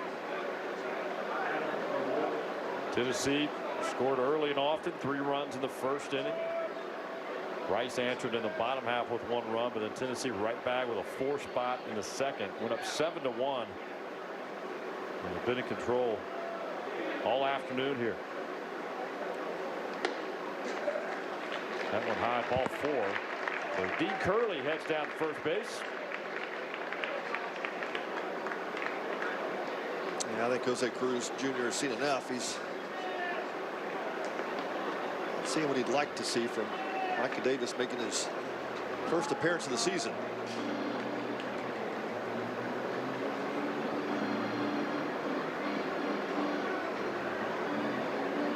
Micah Davis coming off pitching change here at Dyken Park. With no outs and Tennessee threatening again. 9-3 at this point. Take a break here on day 2 of the Astros Foundation College Classic.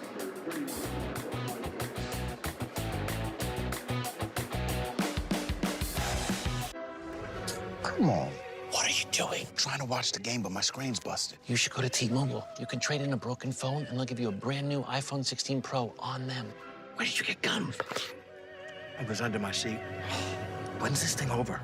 At T-Mobile, new and existing customers get iPhone 16 Pro with Apple Intelligence on us when you trade in your busted old phone. Plus, families can switch and save 20% versus the other big guys' best plans, plus streaming. It's over. This rodeo season, legends break free from the arena and thunder into your living room. So saddle up from your sofa with Space City Home Network, bringing you all the action of Rodeo Houston. Witness every buck, every turn, and every champion crowned, with live coverage and in-depth analysis of bull riding, precision barrel racing, and of course, world-class livestock competition. Rodeo Houston on Space City Home Network begins March 4th.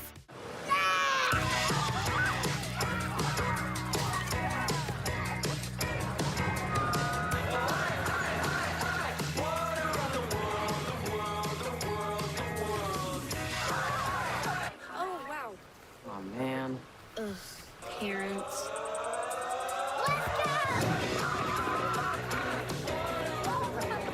Start planning your family fun in the ultimate playground at visitcalifornia.com.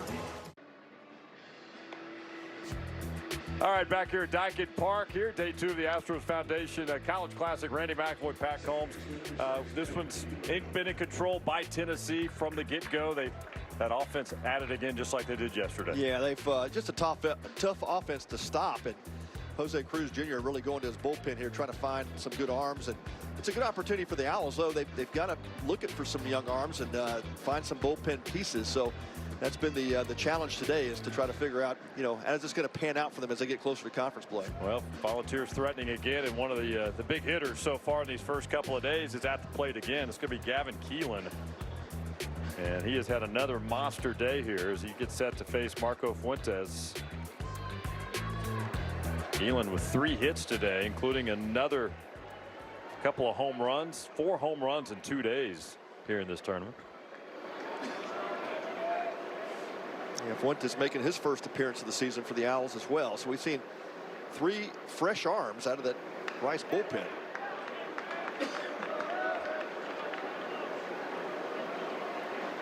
Fuentes with a fastball that sits in the upper 80s, and breaking ball changeup out of his repertoire.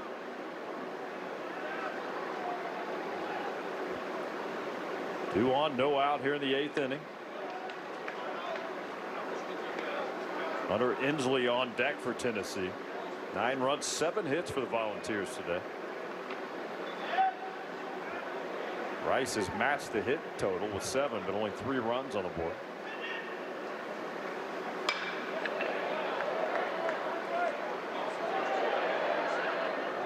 Just way too many free bases given up on this Rice Owl pitching staff. It's 8 walks and a hit batter. It's just not a recipe for success, especially when you're facing this Volunteer lineup.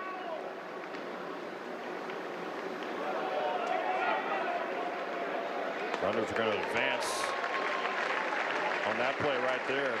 Renzo Rios hustle to try to make that throw, a little bit too late there. 1st and 3rd now with no out. Well, Newsom went from 2nd to 3rd, but Curley got caught watching the play. He still stayed at first base.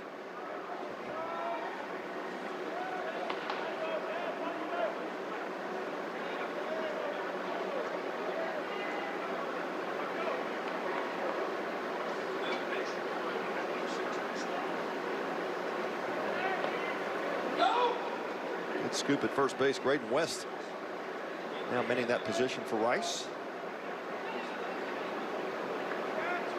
Yeah, he came in last inning for Gunnar Carlson, who changes for Jose Cruz Jr. as well. Max Johnson entered the game a couple innings ago. Well struck ball by Keelan. Guess what? Another hit by Gavin Keelan all the way to the wall, right center field. That's going to score 2 more. And Keelan is in with a triple. His 4th hit today. Yeah, Randy, I wish we could say we're shocked, right? It's just, what can this guy not do at the plate? Yeah, that time just straightens out the 2-strike delivery. That ball drifted back over the plate on Fuentes, and you just can't make a mistake like that to this guy. Everything looks like a beach ball to Keelan right now, and he crushes that to the wall and legs out a triple. 2 more RBI for him on the day. Love the reaction there after he slid into 3rd base. Just staring down the dugout there. He didn't have to say anything.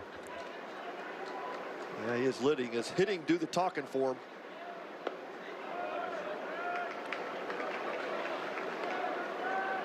Yeah, Keelan 4 for 4 today. 4 RBIs, hitting .484 now in the season. Yeah, I think he could take the day off tomorrow and still be the MVP of the tournament. It's just, yeah, how crazy if you're this a player, has been. you're hitting as well as he is, you're going to say, Coach, leave me in, man. Yeah, no doubt. He's not getting the day off, but yeah, he'd have to swing the bat again, and he's my MVP. Yeah, he's earned it, no doubt. That's 16 RBI now for him. How many today?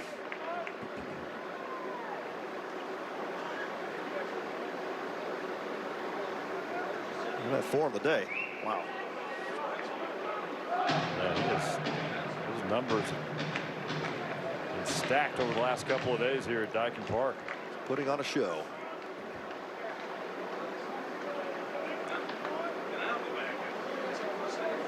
Hunter Inslee at the plate now for Tennessee with Keelan on board there. Check swing, and it's going your way. It's going your way. That one right through into right field. RBI single for Inslee, and that brings in Gavin Keelan. Yeah, second time today. You know, Fisher did it back a few innings ago. Just check swing. It defeats the shift. I guess that's one way to do it, right? I don't know if they work on that at Tennessee, but it's worked a couple times a day. Yeah, the excuse me swing single. He'll pick up an RBI as well.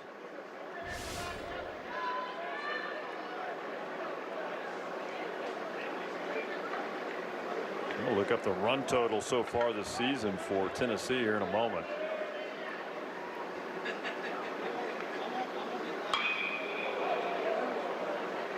I know they had scored 155 runs coming into today. Yeah, I can't remember how many they had yesterday against Oklahoma State. Yeah, that was 5, so I added those in. Okay. Yeah, so just add the 11. That should be your total, or the 12 now.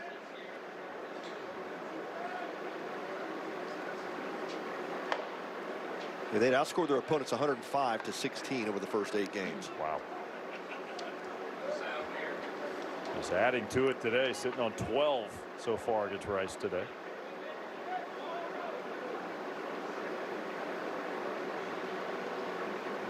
Fisher's walked a couple of times. He had an infield hit back in the 4th inning, also stole a base, and then flew out to right field in his last at bat. Well, for a moment it could leave the park near the warning track.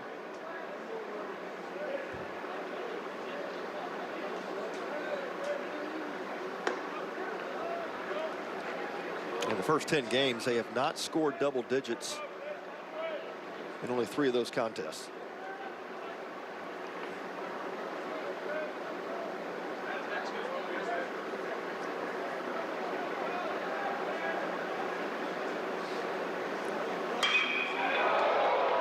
Fisher.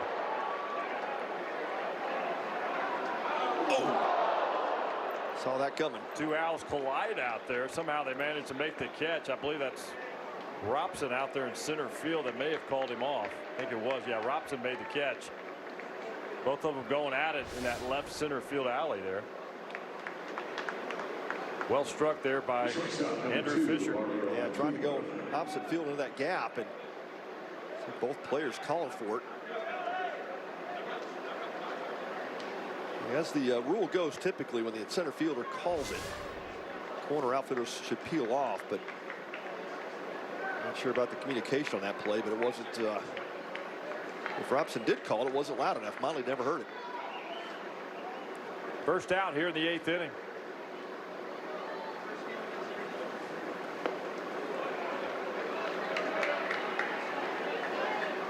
This is Ariel Antigua at the plate, hitting .333 on the year.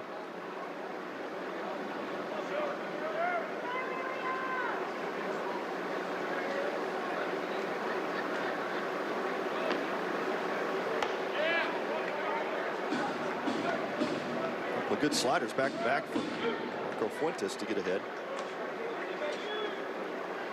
Antigua is a sophomore here for Tennessee from Lake Worth, Florida. Played at Trinity Christian Academy there in Lake Worth. Here's the 0-2. That's going to stay up in right center. Robson chases that one down. Second out here in the 8th inning. Yeah, nice job by Colin Robson in center field for the Owls. And I think he's had to run about 100 yards these last 2 plays to make 2 outstanding catches. Opposite gaps. And the speedy center fielder good read and is going to get those 2 baseballs. Another pitch hitter now coming up for Tennessee. This is Dalton Bargo. He's a junior out of Omaha, Nebraska.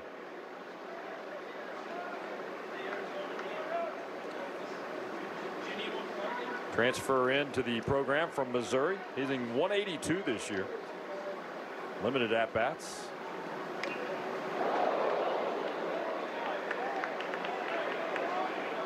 That went flying there.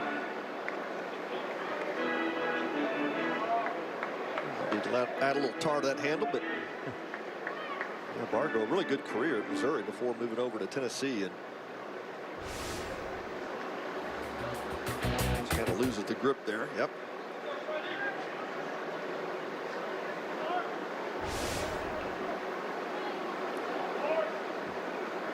Marco Fuentes out there for Rice. 6 pitcher used today.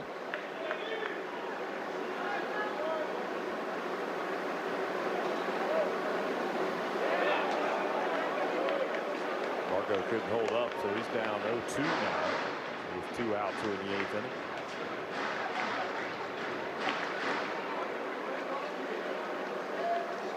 A 9-0 start to this season for Tennessee, looking for win number 10.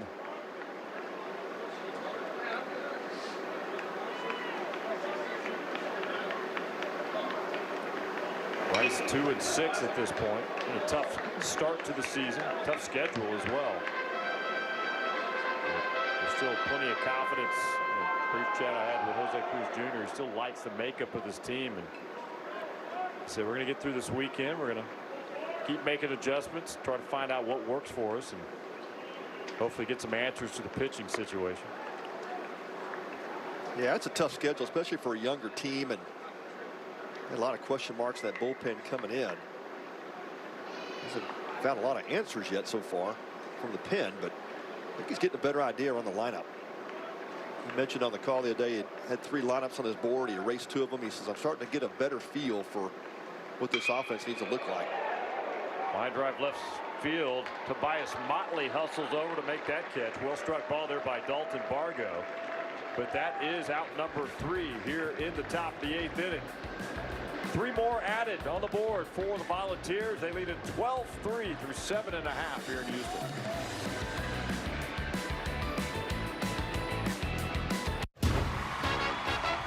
We are the Tennessee Volunteers.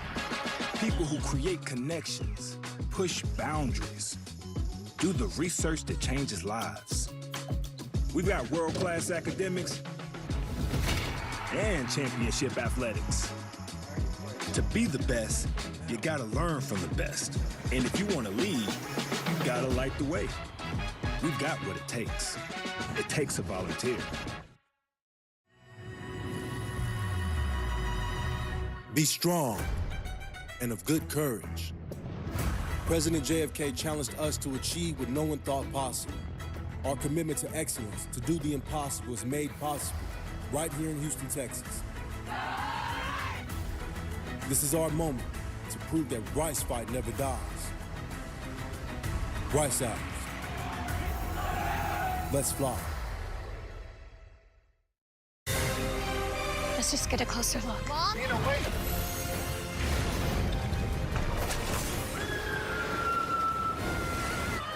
5 immersive worlds.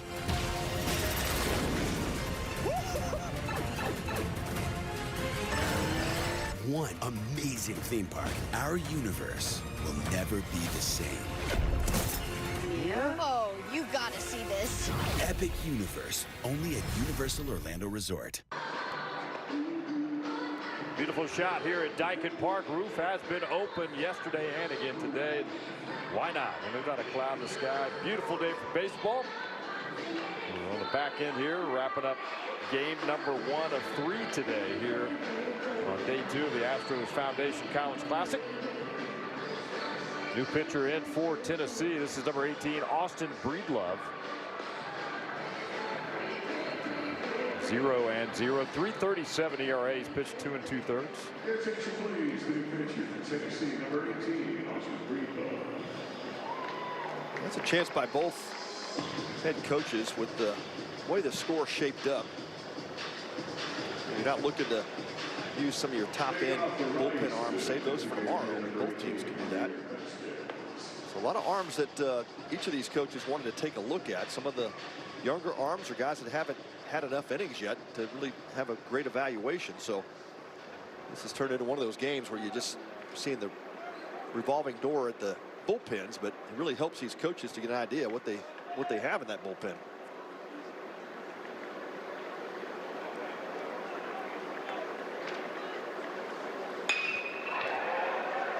Javier Vasquez. There's a catch made in right field. It was. What a catch. Oh, wow. What a catch. Great focus there in right field for Tennessee's Hunter High, who had checked in, the sophomore from Creve Hall, Tennessee. Yeah, just a great break on the ball there. The ball was scorched off the mound and just made a great break and lays out, makes a diving catch. Love to see that. Up 12-3, he's still diving for baseballs in the outfield.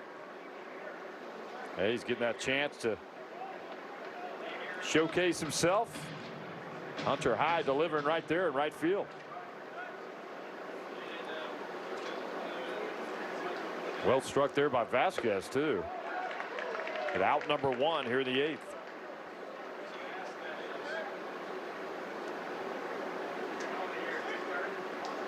This is Max Johnson. He came in 3 innings ago. Took over third base for Trayton Rank.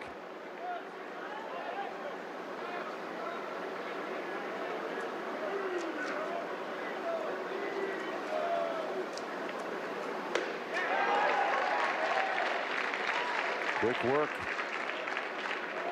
from Breedlove, and quickly out number 2 here in the 8th after the strikeout. Yeah, good fastball, just climbed the ladder on him, and Johnson could not catch up with it. Strikeout number 12 by Tennessee pitching today.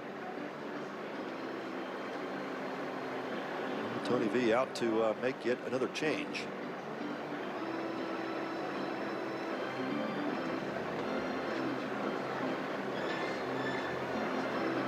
We'll see who comes out of the bullpen here. We'll go break. Take a break here at Dyken Park. Pitching change for the Tennessee Volunteers. 12-3 lead, 2 outs here in the 8th.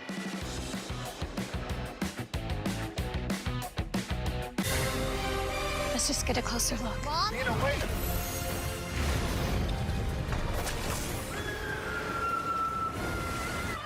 5 immersive worlds.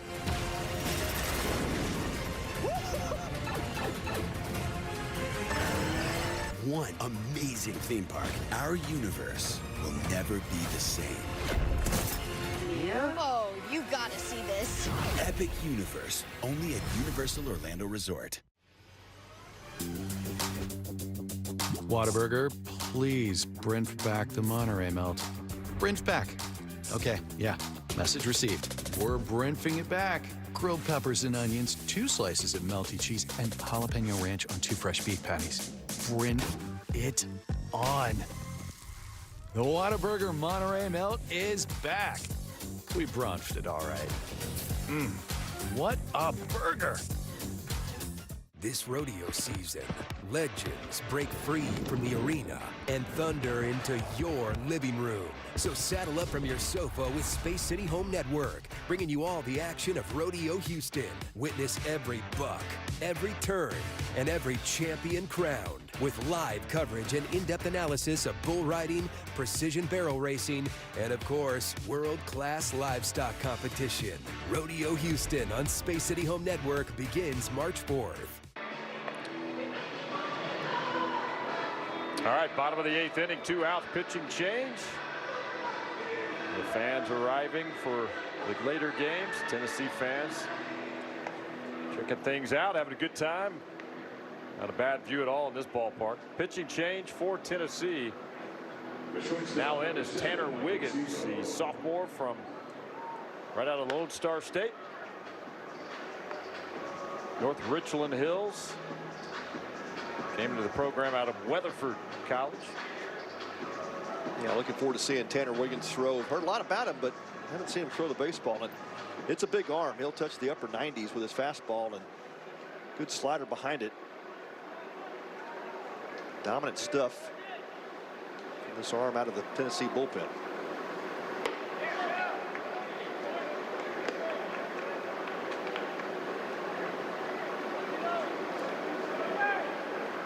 Sixth pitcher used today for Tony Vitello. Getting some guys some work. The game in control, 12-3 lead for the Vols now. Michael Zito at the plate for the Rice Owls, the freshman shortstop.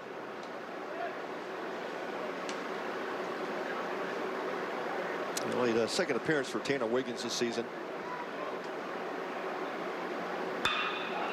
Ground ball, that'll get through into right center field for the base hit. Second hit today from Michael Zito. And Zito's now 2 for 4. Zito showing he can handle velocity. His 96-mile-an-hour fastball down in the zone, and set by Gavin Keelan at second base.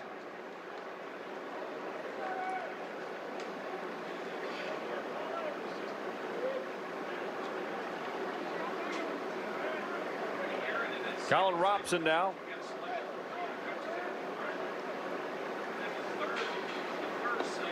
Reached on an error in his last at bat in the 7th inning, then struck out in his first 2 at bats today.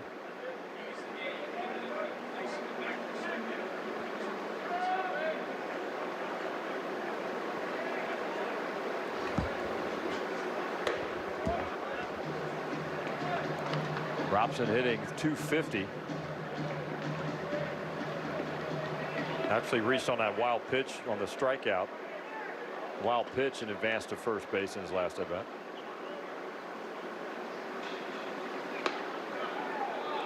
Iran Boca Chica on deck for Rice.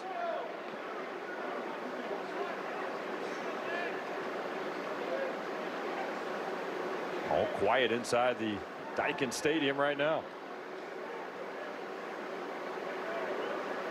More fans starting to file in. The Crawford boxes picking up a few more there.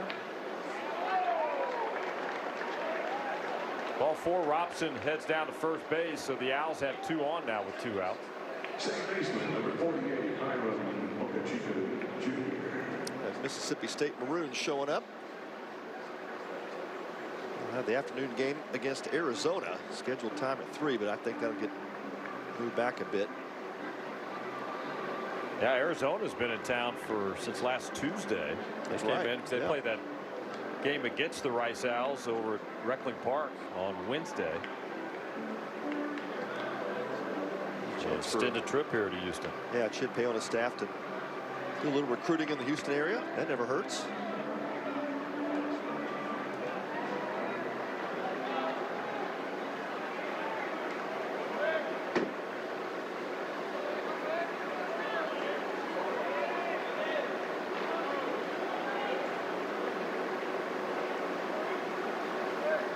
All right, Boca Chica.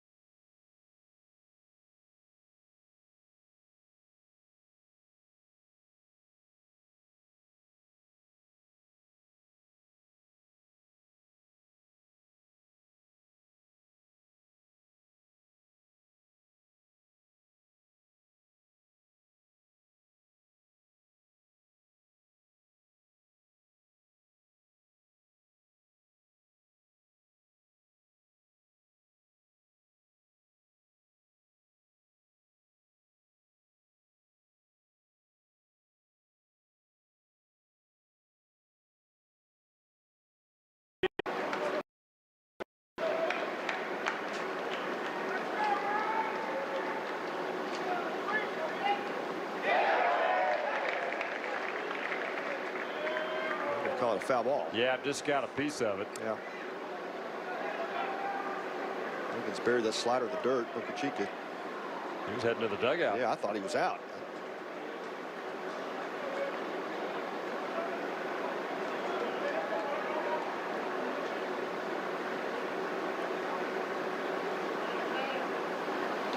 Here's the 0-2 to Okachika. Swing and a miss. And a strikeout. And that'll do it here in the bottom of the 8th inning. Strikeout number 13 today by Volunteer pitching. We head to the 9th here at Daikin Park in Houston.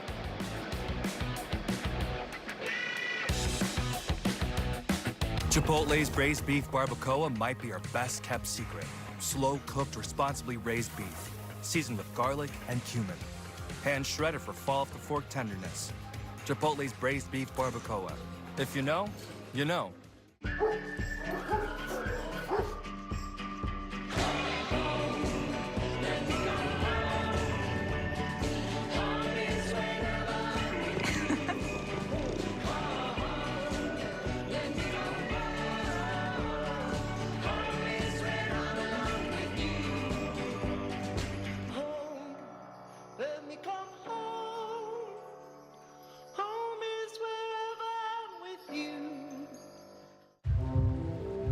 Why is just a starting line? For the true self blooms only when we find our purpose, what makes us tick, below the surface.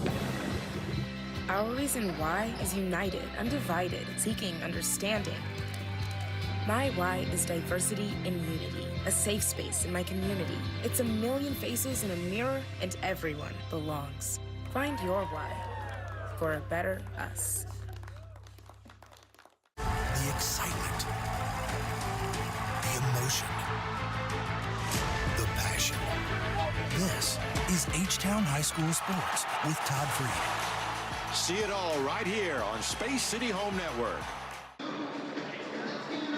Top of the 9th inning here at Daikin Park in Houston. 12-3 lead for Tennessee. Another pitching change for the Rice Owls. Ethan Atchley now in for Rice. There are his numbers for this season. 9 ERA, 1 inning of work, 1 strikeout, a couple of walks. And much like Tony Vitello, getting some guys some work. Jose Cruz Jr. able to do the same thing for Rice. Yeah, no doubt. Kind of empty the bullpen type day for both teams. Actually, with that sidearm delivery, and still gets the fastball up to 91-92. Made his debut back on the 16th against number 2 Virginia. Ponce, Puerto Rico, retired his only batter on a ground out. So actually called upon here in the 9th.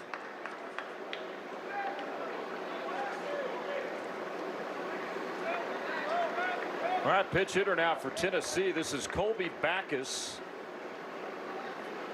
a redshirt senior out of Johnson City, Tennessee. Into the program from Walters State Community College. He's hitting for Manny Marin, who would normally be in the spot for the Vols. There's a look at Backus in the box. Kind of has that look of Levi Clark a little bit when he first went into it. Yeah, Backus, one of those big, strong guys, 6'4", 230-pounder. Vitello said he may be one of our best athletes of all the position players.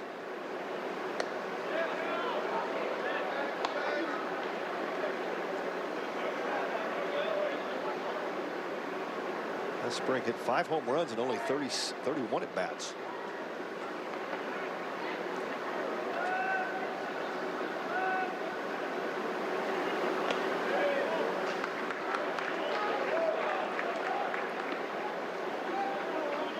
Stone Wallace is on deck. He's remained in the ball game, the starting catcher for Tennessee.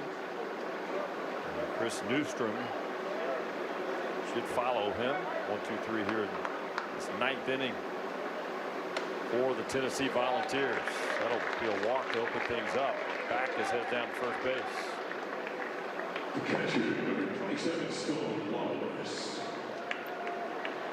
He actually doesn't look connected here with his mechanics. And Marker Bangs, his pitching coach, going to have a conversation about it. That front half flying open. Sidearm pitcher with that front side flying open, and it's not a good combination, but also having some communication issues with their pitch comms. That was the 9th walk given up by Al's pitching today.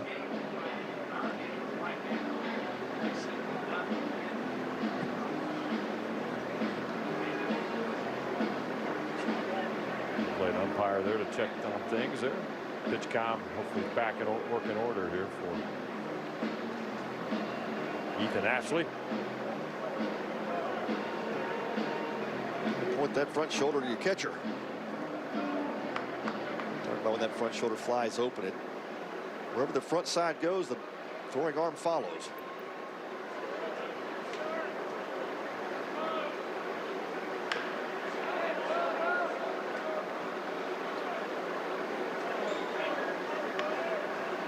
Actually, a freshman on the near the Dallas-Fort Worth area.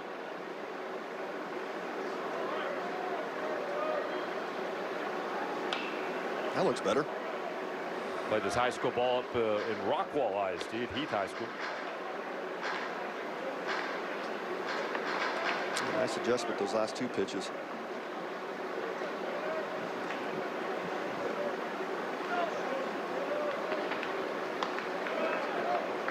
Wallace got the start today. It's behind the plate. Catching, Cannon Peebles is the starting catcher normally. He got the day off today. Here's the 0-2. Outside. 1-2 now. No outs, 9th inning.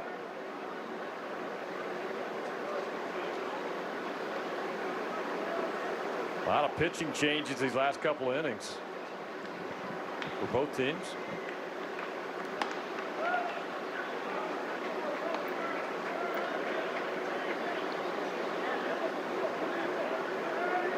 Delaying my lunch. Let's go. Well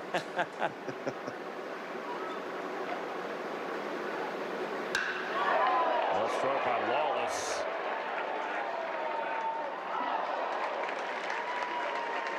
Left center field. A couple of runs are going to come in now.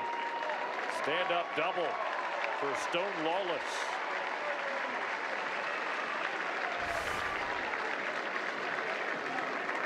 That ball was smoked off the bat.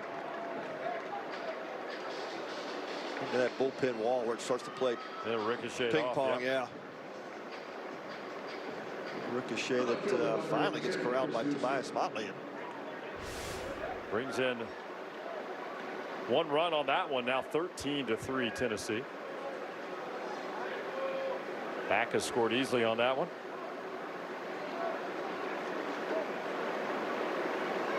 Still nobody out here in the 9th inning for the Vols. This is Chris Newstrom. He gets his 2nd at-bat.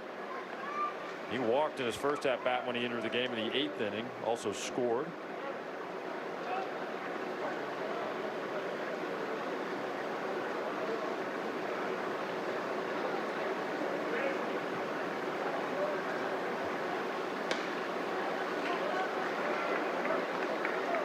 Dean Curley on deck for Tennessee. Gavin Keelan will follow him.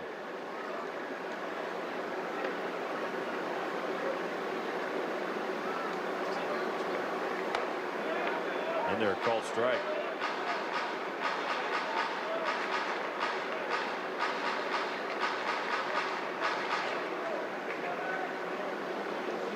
Rice, a long-time participant in this tournament. You go back to the early years. They were here from opening year. That's right. Many appearances here. Yeah, they have. A lot of games this ballpark. Yeah, I think you got to give Jose Cruz Jr. and Lance Berkman their staff just a couple of years rebuild this roster, and now Jose feels much better about the coaching staff. Okachika over at second base handles that one. And that's first out here in the 9th inning. Wallace advances to third. That brings up Dean Curley. They would love to reestablish their strong recruiting ties to the Houston area. And it used to be back in the day, the Wayne Graham days, Texas, A&M, Baylor, TCU, I mean, all the schools that obviously have ties to this area would recruit hard, and Rice would win their number of recruits. Even top guys that you would expect to have signed at other institutions. That's the name of the game now in this modern era of college baseball. He might have caught his back foot. Yeah, that's Blake Grimmer. Pitch hitting. That got him on that pitch. You know, he'll head down to first base, and now runners on the corners for Tennessee with one out.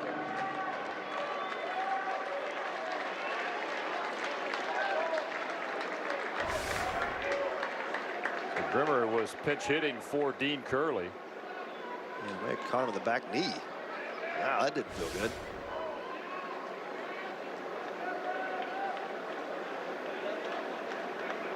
Gavin Keelan up there again. What a day he has had. 4 for 4 right now. Also a walk. Couple of home runs. He scored 4 runs. I mean, how about a stat line for Keelan today in this tournament? He is a single away from the cycle.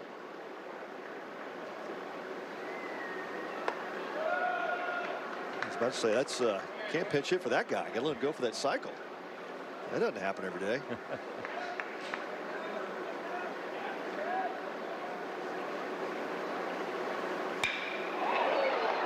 Well struck there, but that's going to be handled shortstop by the shortstop over to first base. The double play is turned. He hit it well. They had that shift on right to him, though. But what a great day at the plate for Gavin Keelan. That'll do it in the top of the ninth. Rice down to their final at-bat here at Dyken Park.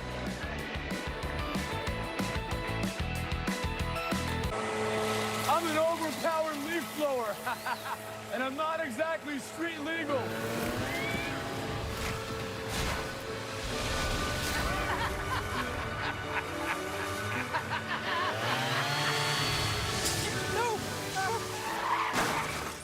And if you don't have the right auto coverage, this could really blow your budget. So get Allstate, save money, and be protected from mayhem. Yeah, like me. Your Houston Astros are back for 2025. Built for the pursuit of a championship. Come experience the energy, the passion, and the unforgettable moments at Dyken Park.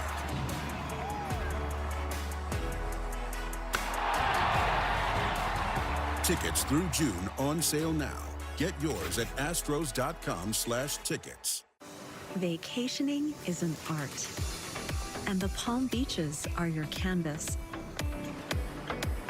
Stroll along sun-soaked beaches. Unwind at boutique resorts. Explore hidden and not so hidden gems. Here you'll discover a lifestyle that's nothing short of a masterpiece. Curate your perfect collection of experiences in the Palm Beaches. Bottom of the ninth inning here, 13-3, Tennessee on top. Young fans here having a good time on this day 2 of the Astros Foundation College Classic. 2 more scheduled today here at Dyken Park. 3 more tomorrow. Been a great start to this annual event here in Houston. Pitching change again for the Tennessee Volunteers. And there he is, number 34. That's Braden Krenzel. He's pitched 1 inning this year, so he's getting some work in today against Rice. Yeah, the 6'3", 214-pound freshman from Dublin, Ohio. On for his second appearance of the season. A good start. Only give up 1 hit, 1 strikeout. Our statistician Bill Cousins reminded us that this is not a safe situation. Appreciate the reminder there. Yeah, thank you, Bill. Always on top of things. Tobias Motley will lead it off for Rice. They've been held to 8 hits, 3 runs, 8 hits today. First pitch in there for a strike.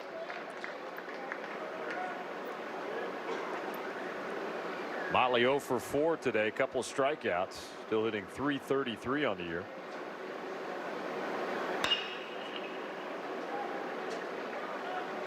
Grinsel's the sinking fastball at 92, 94 miles an hour.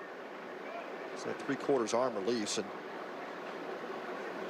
does manufacture some of that arm side run you typically see with that release. Good slider. That locks up Tobias. Another strikeout for Tennessee pitching. That is strikeout number 14 today. That was one of those nasty late breakers.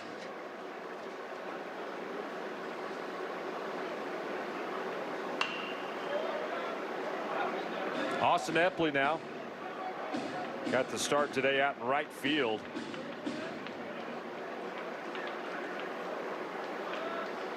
He is 1 for 3. Had a double in the 5th inning to the right field corner. Struck out once, popped up once, another pop up here to first base, and that'll be out number 2 here in the 9th. First baseman, number 17, well, this one's about over, Pat. 13-3 as advertised for Tennessee. Yeah. Man, they are swinging the bat well and getting great pitching right now. Powerful offense, great pitching. Defense has been solid. And it's a complete victory here. Rice still trying to put the pieces together. Had some work to do before conference play starts. This will be win number 10 on the season. 10-0 start. And this one goes final today for Tennessee. Remember last year they were 60-13. Pretty nice winning percentage if you add that to what this start is as well. Yeah, 70 wins in 83 games dating back last year. Pretty impressive. Well, it's not only just the success they've had early on, but they also have some depth. You know, you think about what could happen. They could throw Tennessee off the tracks, and he could definitely get an injury, but well, they got a deep lineup, and nice job by Crescent to come in and throw strikes and finish the Rice Owls off. 13-3 victory. Ended with a strikeout. They began the game with a strikeout. 15 in all by the Tennessee Volunteers pitching staff today. And once again, they get the victory. 13-3 over the Rice Owls. 2 wins here in Houston. And they will wrap up their stay in Houston coming up tomorrow morning at 10:05 when they take on Arizona. Rice back here tomorrow as well when they take on Texas A&M. That's a 6:05 first pitch on Sunday. For my partner, Pat Combs, I'm Randy McAvoy. That wraps up the broadcast. Once again, Tennessee is a winner, 13-3 over the Rice Owls here.